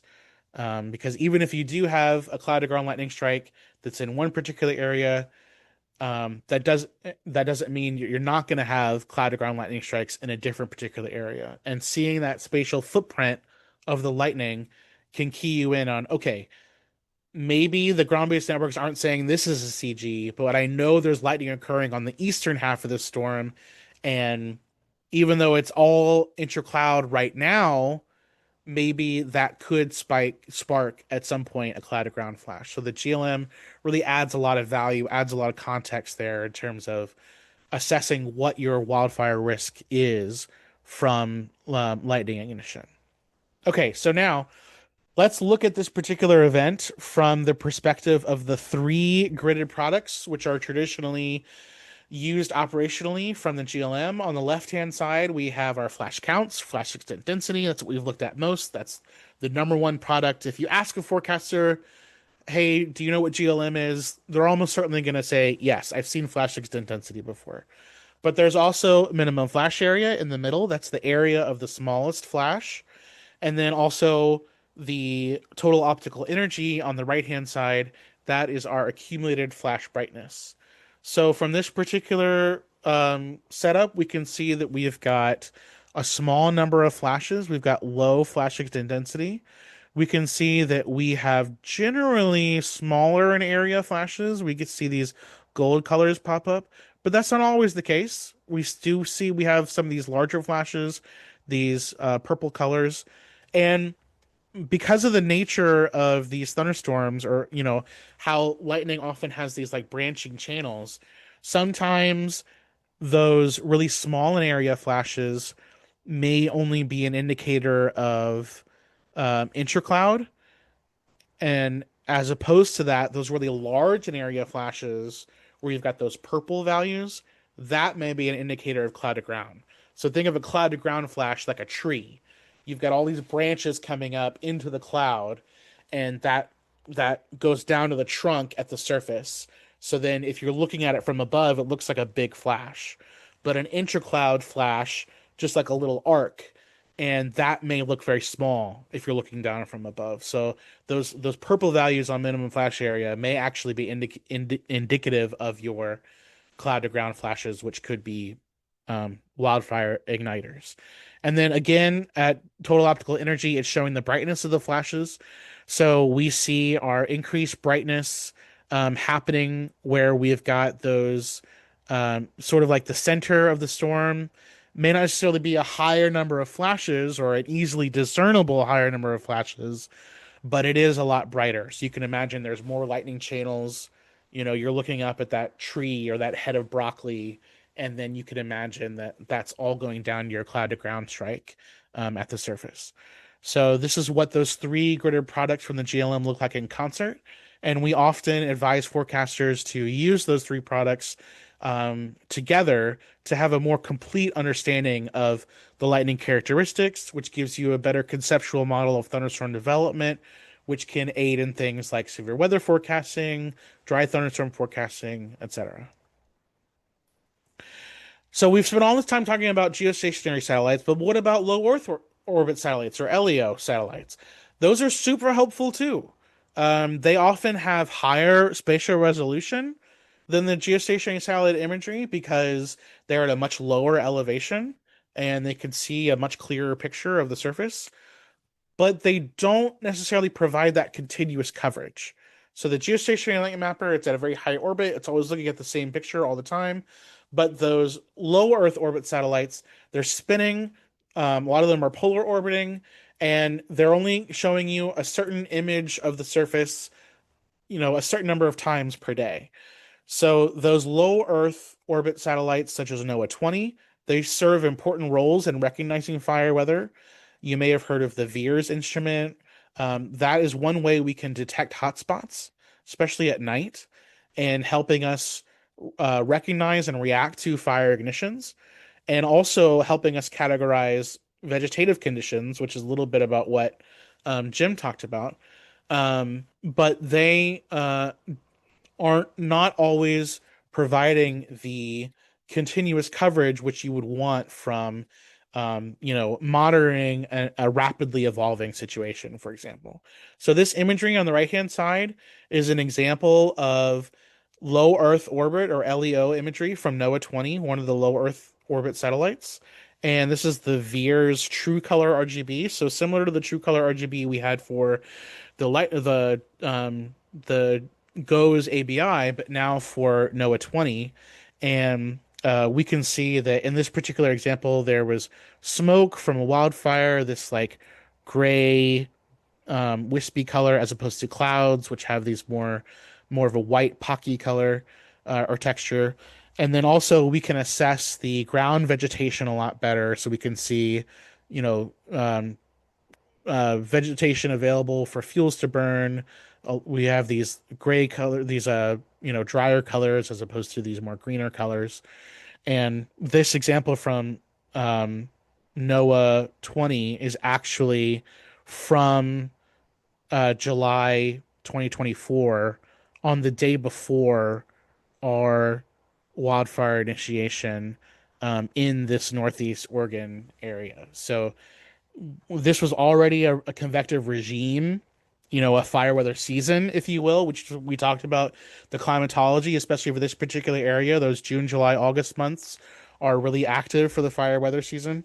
And definitely the LEO satellites and the imagery from those satellites, they play an active role in helping us monitor these conditions and active wildfire starts. So one other thing I want to talk about here before we get into some examples is I just want to touch very briefly on some of the work that we're doing in my lab at the university, or the lab that I'm a part of. I don't own the lab. I'm just a part of it. But we work on fire weather forecasting using the geostationary lightning mappers and other satellite products.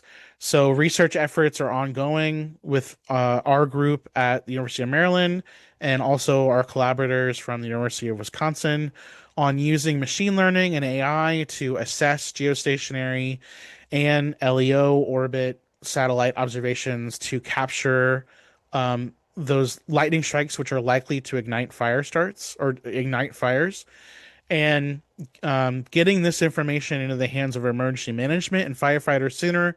That in itself can make all the difference when it comes to containing or responding to a rapidly growing wildfire. So not all of those wildfires can be contained, but maybe we can issue an evacuation order sooner. Maybe we can save lives, and that makes all the difference for an emergency situation. So this imagery that we're seeing on the right-hand side, this is one example of our research. We call this the Lightning Ignition Region of Interest, or LEROI experimental product.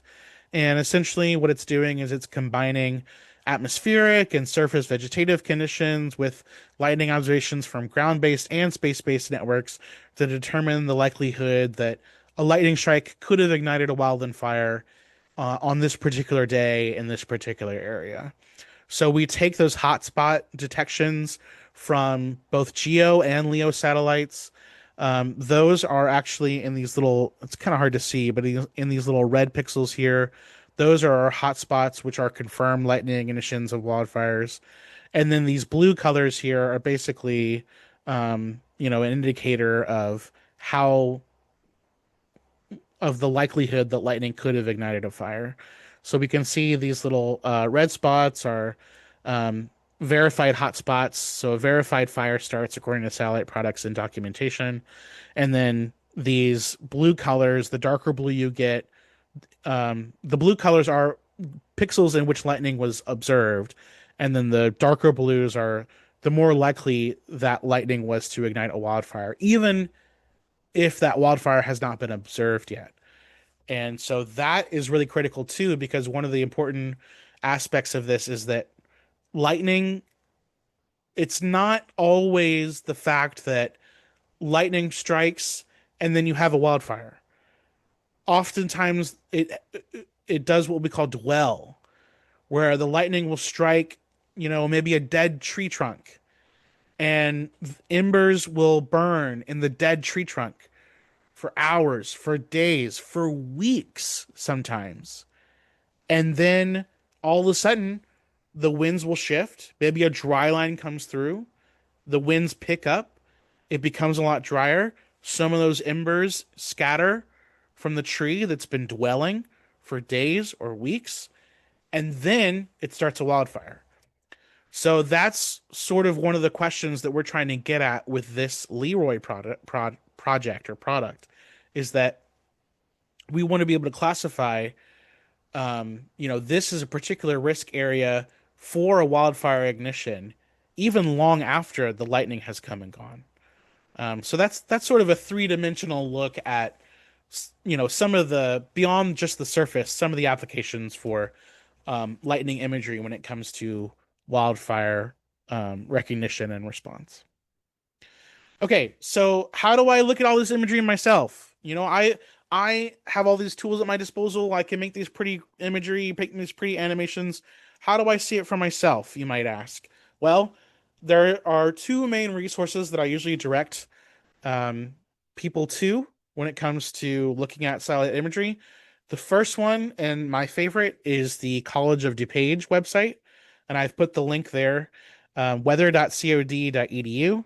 And if you click on that link, you'll be taken to this homepage here, and then you can click on weather data and then satellite and radar, and that will take you to this imagery this portion of the website.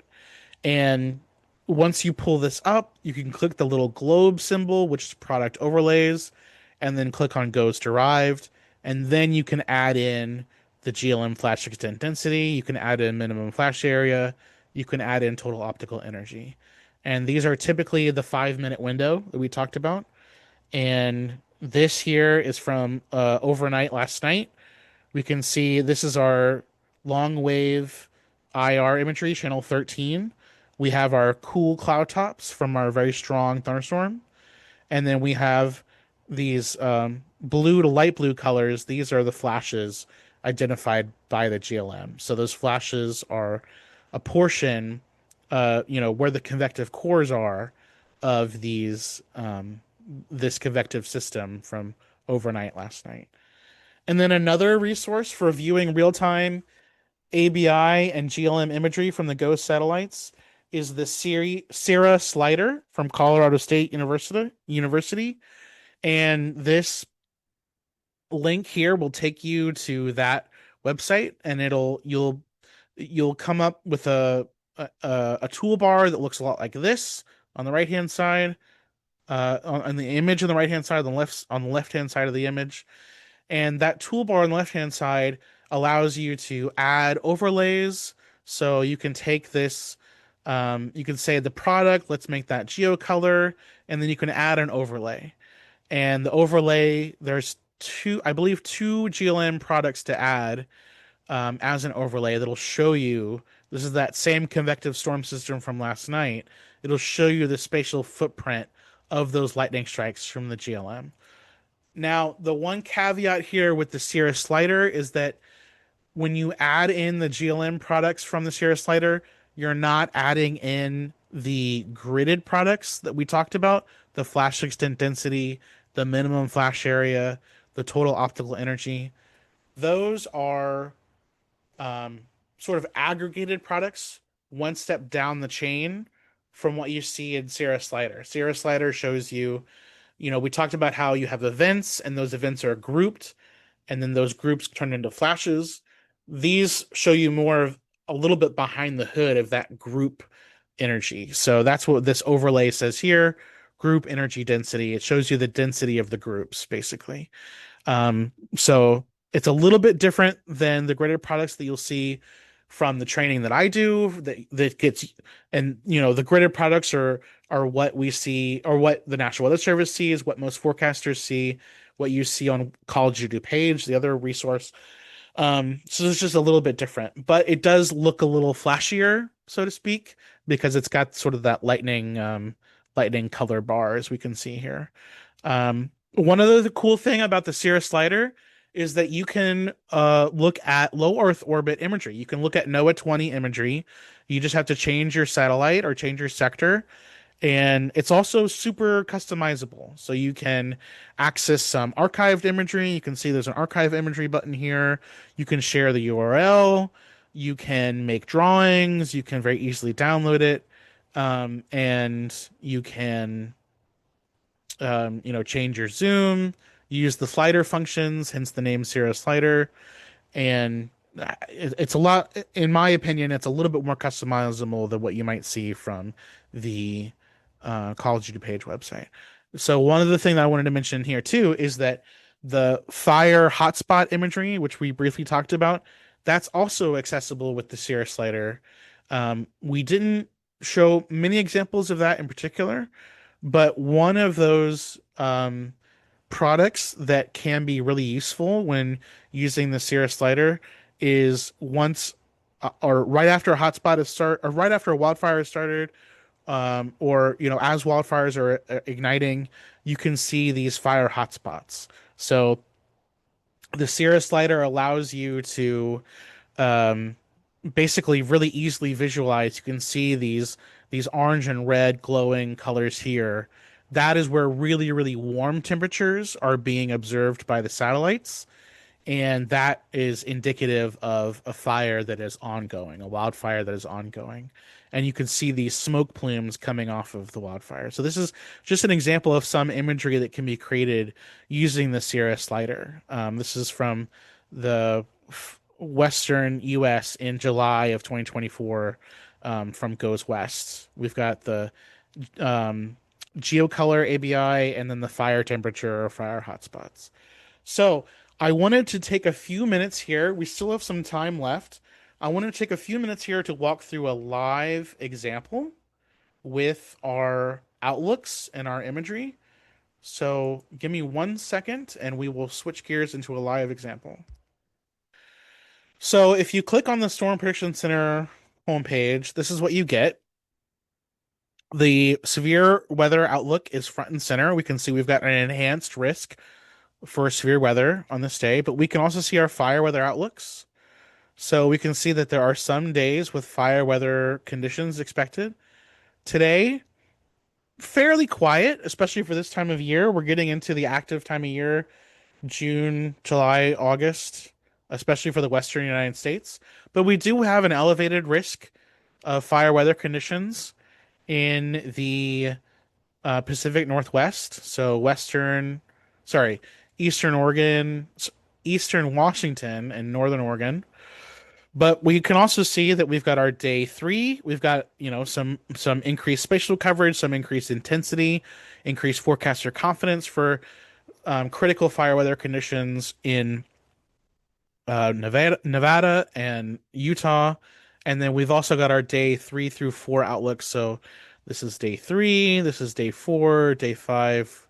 So we can see that we're very much getting into that, fire weather season where we're going to have repeated instances of fire weather conditions. I see we have some questions in the chat, so let me try to answer these very briefly. Um, One question is a smaller flash area more likely to indicate a cloud to ground lightning flash versus a larger flash area? That's a good question. I think we talked about that very briefly. It's really hard to tell. It really depends on your convective environment. It depends on um, the evolution of the thunderstorm. So in the example that we showed for those dry thunderstorms, we did see that those large flashes were more likely to be associated with cloud to ground flashes, but that's not always the case. Sometimes you do have just like like an anthill crawl, like we talked about. But in that particular instance, that large flash footprint, that large flash area was indicative, likely to be indicative of a cloud to ground flash. So thank you for that question. Does the polarity of a lightning strike, positive or negative, affect the chance of wildfire ignition? That is an excellent question. That is something that we, in our research, are actively trying to incorporate. It's one of the variables in our machine learning that is trying to, assess the potential for wildfire ignition, given that a lightning strike has occurred. And I will say that it is a significant factor, but it also, just like the previous question, it depends. So it's a significant factor in that sometimes a negative polarity strike is more likely to create a wildfire, but sometimes a positive polarity strike is more likely to create a wildfire. It really depends on the conditions. Depends on the thunderstorm evolution. Depends on precip. Depends on the surface vegetation. So you can't say that like one type of lightning strike is particularly more likely than the other to ignite a wildfire, whether that's positive or negative polarity.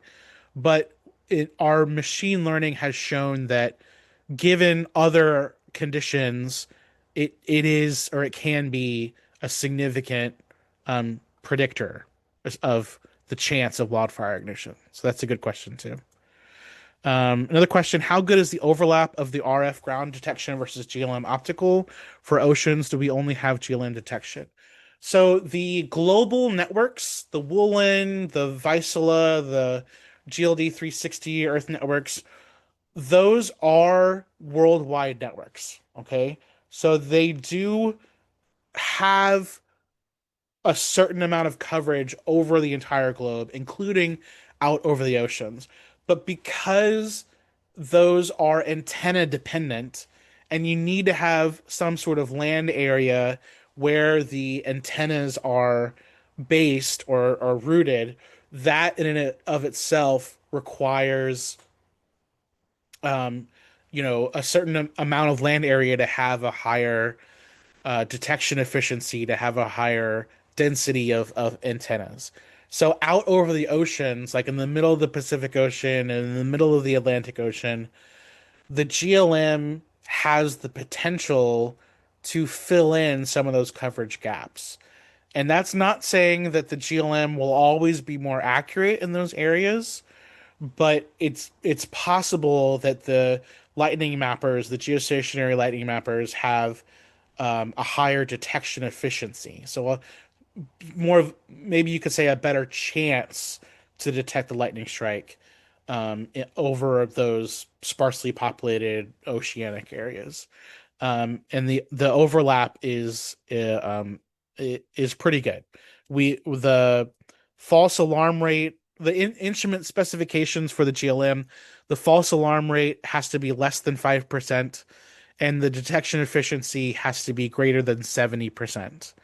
And we are exceeding those instrument specifications. The GLM is a better detector of lightning at night because it's easier to see the bright flashes of light against a darker background as opposed to during the day.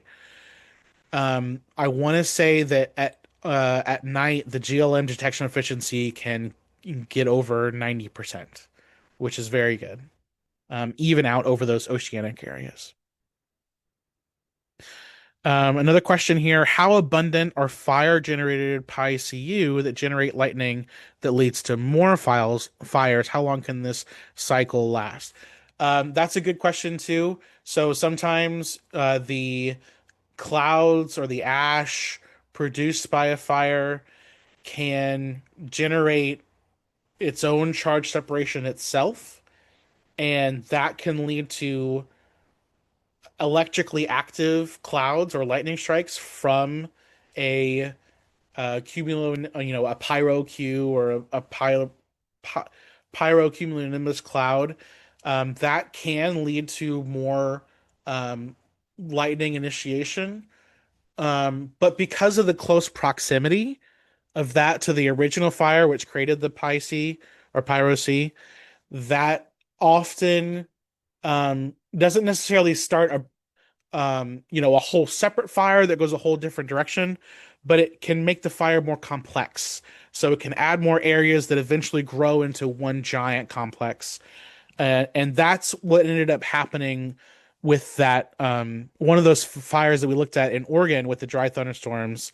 There were several smaller fires that ended up coalescing into a fire complex, and that's why it ended up being, the sixth largest wildfire in terms of acreage burned from 2024.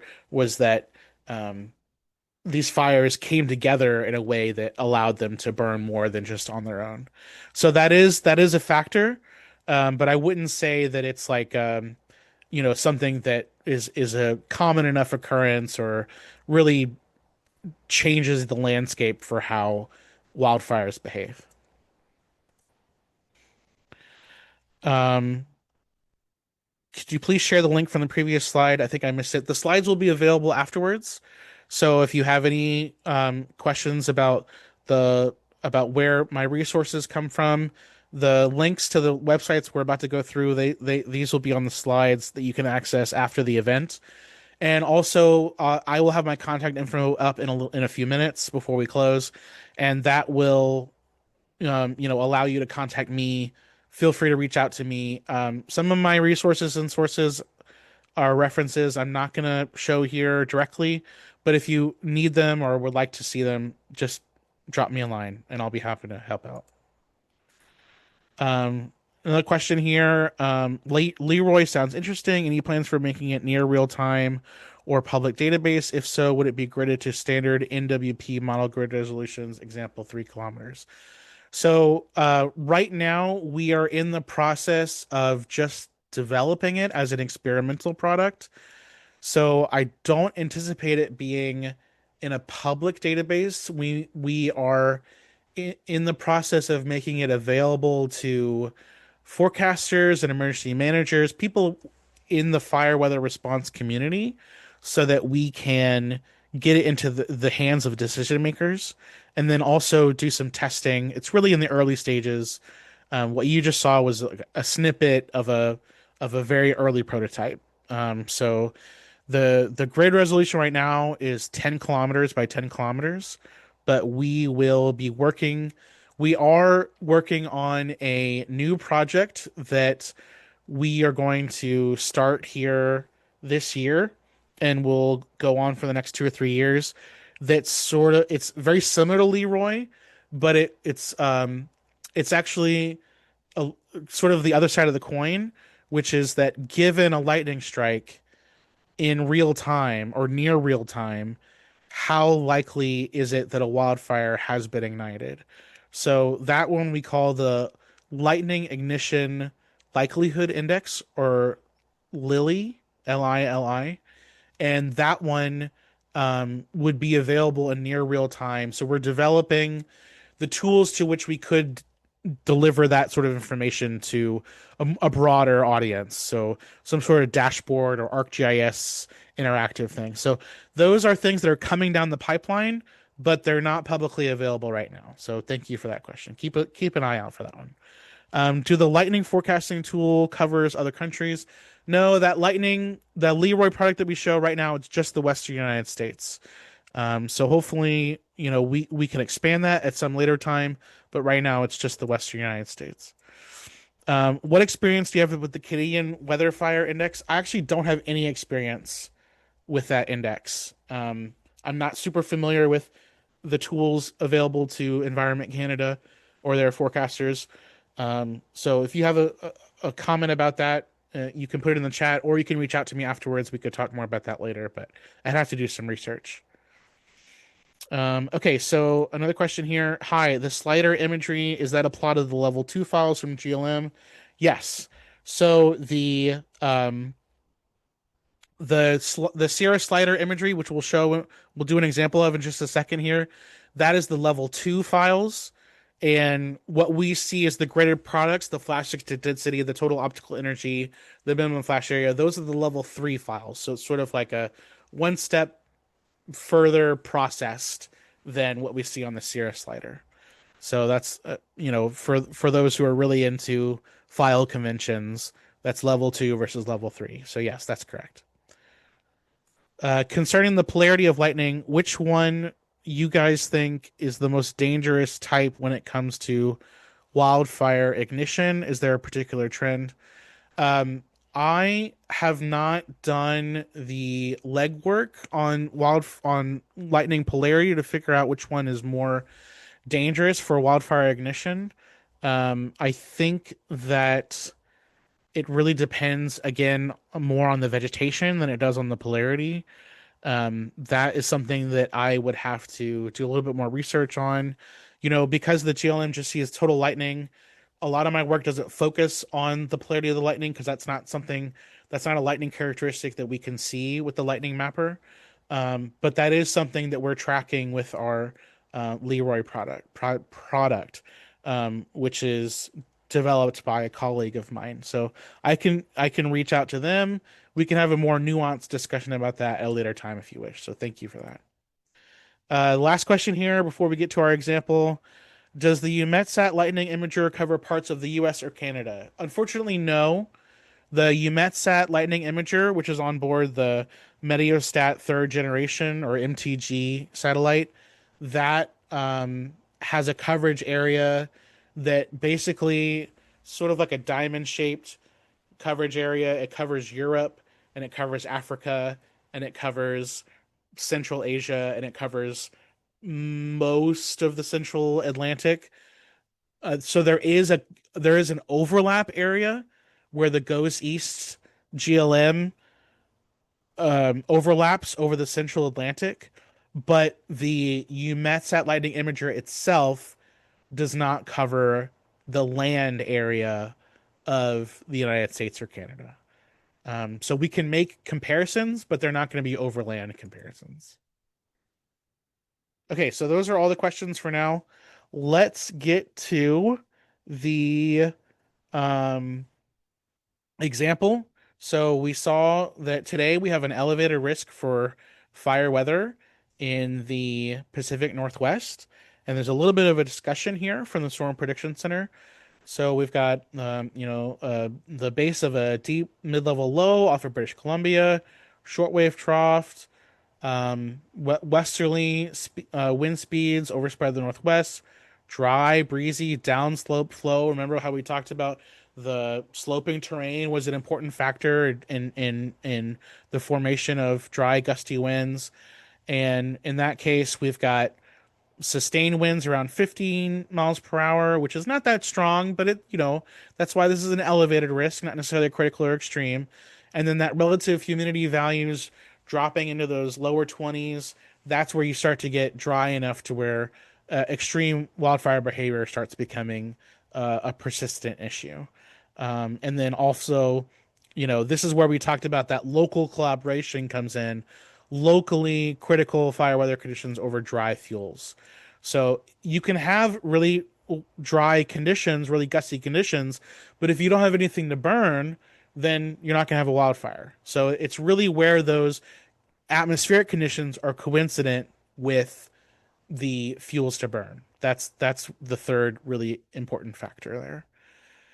Okay, so that is an example of the fire weather outlooks, and I think we can actually let's look at some mesoanalysis. So if you go to the mesoanalysis page, you can pull up. This is the Pacific Northwest. These are surface observations. The black contours are surface pressure, and the wind barbs here are in the gold colors.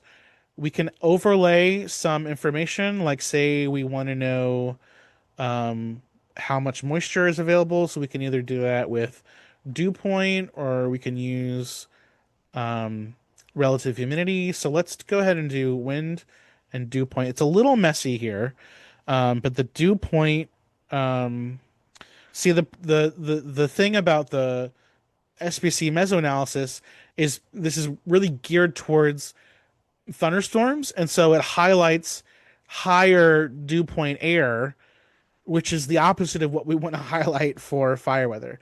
But there is a fire weather tab here. So like one of the things we can look at is surface RH, relative humidity, less than 40% are in these contours.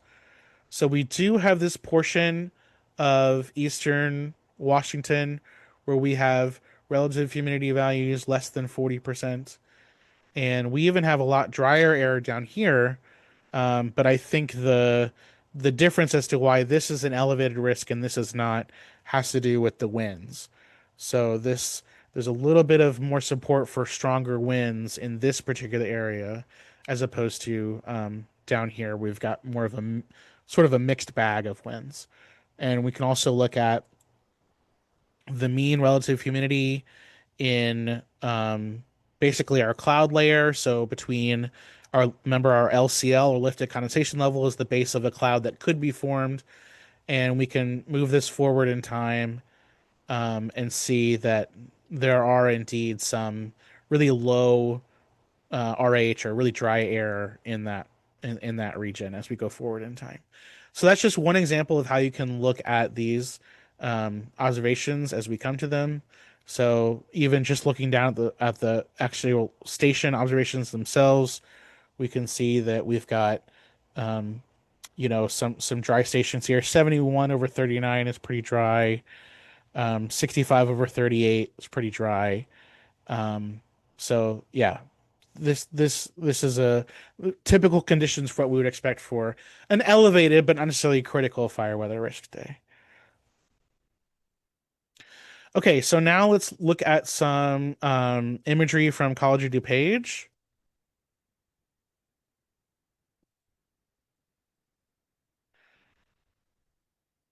Okay, so this is a College of DuPage website. We're going to click on weather data and then satellite and radar. And we get this imagery from goes east, right? It's telling us goes east right there. you can change what sector you want to look at. So maybe we want to look at goes west. And unfortunately, the imagery for the College of DuPage website for the geostationary imagers is only in the northern hemisphere, and that is it's a data processing um, constraint. It's not there. There is data that's being recorded down here, but just to help data processing, we're not seeing all of this imagery down here. But it is being generated, and if you download the um, satellite imagery yourself, you will see this imagery down here. But for data processing, we're going to be focusing on the northern hemisphere because that's what we have access to. So you can select whatever sectors you want. So these are continental sectors, these are more regional sectors, down to sub-regional, down to localized. So these are like, a state or one portion of a state. And then we can even see those mesoscale 1 minute sectors. So the mesoscale sectors change sometimes several times a day, depending on where the impactful weather they expect to be. So the mesoscale sectors for goes east, we've got one that's over a tropical system off the coast of Mexico. We've got one for goes east that's on that risk for severe weather that we saw in the central United States. So we can see we've got some overshooting cloud tops here from our severe weather. But the ones for goes west are focused more on our dry weather conditions. So we said that there was an elevated risk for fire weather conditions here in this area of eastern Washington and northern Oregon. So we've got our mesosector for this particular area. This is just the visible, but we can pull up. Let's pull up our mid-level water vapor. So it's actually fairly moist at the mid levels here. We don't see those really dry colors like the yellows and oranges that we would expect. But we can also look at lower level water vapor, which is channel 10, and this is a bit drier. So we can see we've got those yellows there. And then we also have our RGB products. So this is our true color. We can see that um, there's drier vegetation in this particular area as opposed to outside that area. We can look at our air mass RGB, which just shows, dry and moist air versus, um, warm and um, and and cold air. And then we've got our natural color fire. So this particular RGB gives us sort of that natural color look, but it also would give us a clue if there were any fire starts ongoing. And then also, we can change the number of frames, so we can go back even further. This goes back. Um, we can do 200, which in this case would be 200 minutes because it's being developed every minute, and we can see, the day get brighter as it goes on. Um, So that is an example here. This is our channel 13 long wave imagery. So we can see here that we've got these are our cool cloud tops, these green colors here, and these these darker colors down here are much warmer. So sometimes seeing like a really dark spot on IR, just this channel 13 imagery, sometimes that can be indicative of a high fire temperature. But that's why we have these fire RGBs.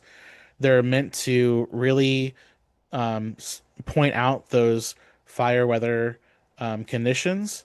And then one other thing I wanted to show here too is that the College of DuPage allows you to overlay those GLM products. So here we can overlay, we can choose a minimum flash area. There's no flashes right here. Let's choose a different sector. Let's say down here. Probably no thunderstorms there. So let's look at the convective system here, and we'll change to our IR. So we can see we've got these cool cloud tops associated with these strong thunderstorms. We can overlay a product. Let's choose flash extent density. And now we've got our convective core is our higher number of flashes here. Let's zoom in a little. And if we animate this, we can see, well, give it some time to load. We've got our convective core, we have a higher number of flashes, and that closely follows where we've got our decreasing cloud temperatures and increasing storm severity. So that's just one way we can monitor the active lightning activity, and that can help blend into those dry thunderstorm forecasting as slider. Give that a second. So this is if you click that Sierra slider link, this is where it takes you. You can just zoom in using your mouse, and you can choose to add an overlay. So there's lots of different things to choose from here. A lot more than just the. Okay, so can you hear me now? Yes, Yes, we can hear very you. fine. Okay, thank you. All right, so this is the Sierra slider. We can see the GLM overlay here. You can change the amount of products. And then one thing that is you have more access to these RGBs, so you can do like the fire temperature, and it takes a little while to load, but the idea here is that you can change the opacity, you can change the borders. So it just gives you a lot more customization when it comes to creating satellite imagery. And like I said, you can even look at some archived imagery as well. Um, so it takes a little while to load, but it's very, very versatile. And you can also pull in the LEO satellites here. So um, we've got our NOAA 20. We even have access to Himawari data, so that's out over Japan and the Pacific. So that's just a quick run through of what those products look like. Okay, so let's continue on. I think I've answered most of the questions. There's one more question. Yes, if you have follow-up questions, I'm gonna post my email here in a second, and you'll have access to the slides. So if you don't see the email right then and there, you'll be able to see the email in the slides that are posted. Just as a quick recap, the GLM can provide valuable context on lightning strikes for areas vulnerable to wildfires, especially from dry thunderstorms. Those characteristic environments of dry thunderstorms include a small amount of instability, elevated cloud bases, and very warm and dry surface temperatures. And if you have any remaining questions about pre-fire conditions or incorporating satellite products into wildfire ignition, please feel free to reach out to me. All of my references and resources are available upon request. So, with that being said, I just want to say thank you for joining. My email address is on screen there, jpatton4@umd.edu, and I'm also on X and Blue Sky at that handle. So I will leave it with this imagery. Um, I'd like to bring Jim back in if he has any final comments. Thank you, Jim, for the first half of the presentation. And with that, I will say thank you for coming. We appreciate your participation. No final comments, Joseph. That was extremely interesting to me, out of my usual area of work. So it was good for me to see this. But I think the lesson is how much things are changing. They just the technology, the imagery support, everything is just really amazing. If you had been doing this 10 years ago, it'd be completely different. So thanks for your update, and thanks to everyone for participating. Yeah, that's a great point, Jim. Yeah, things are rapidly evolving, just like wildfires, right? Okay, so I think we'll send it back to Jim for any or Gary for any final comments.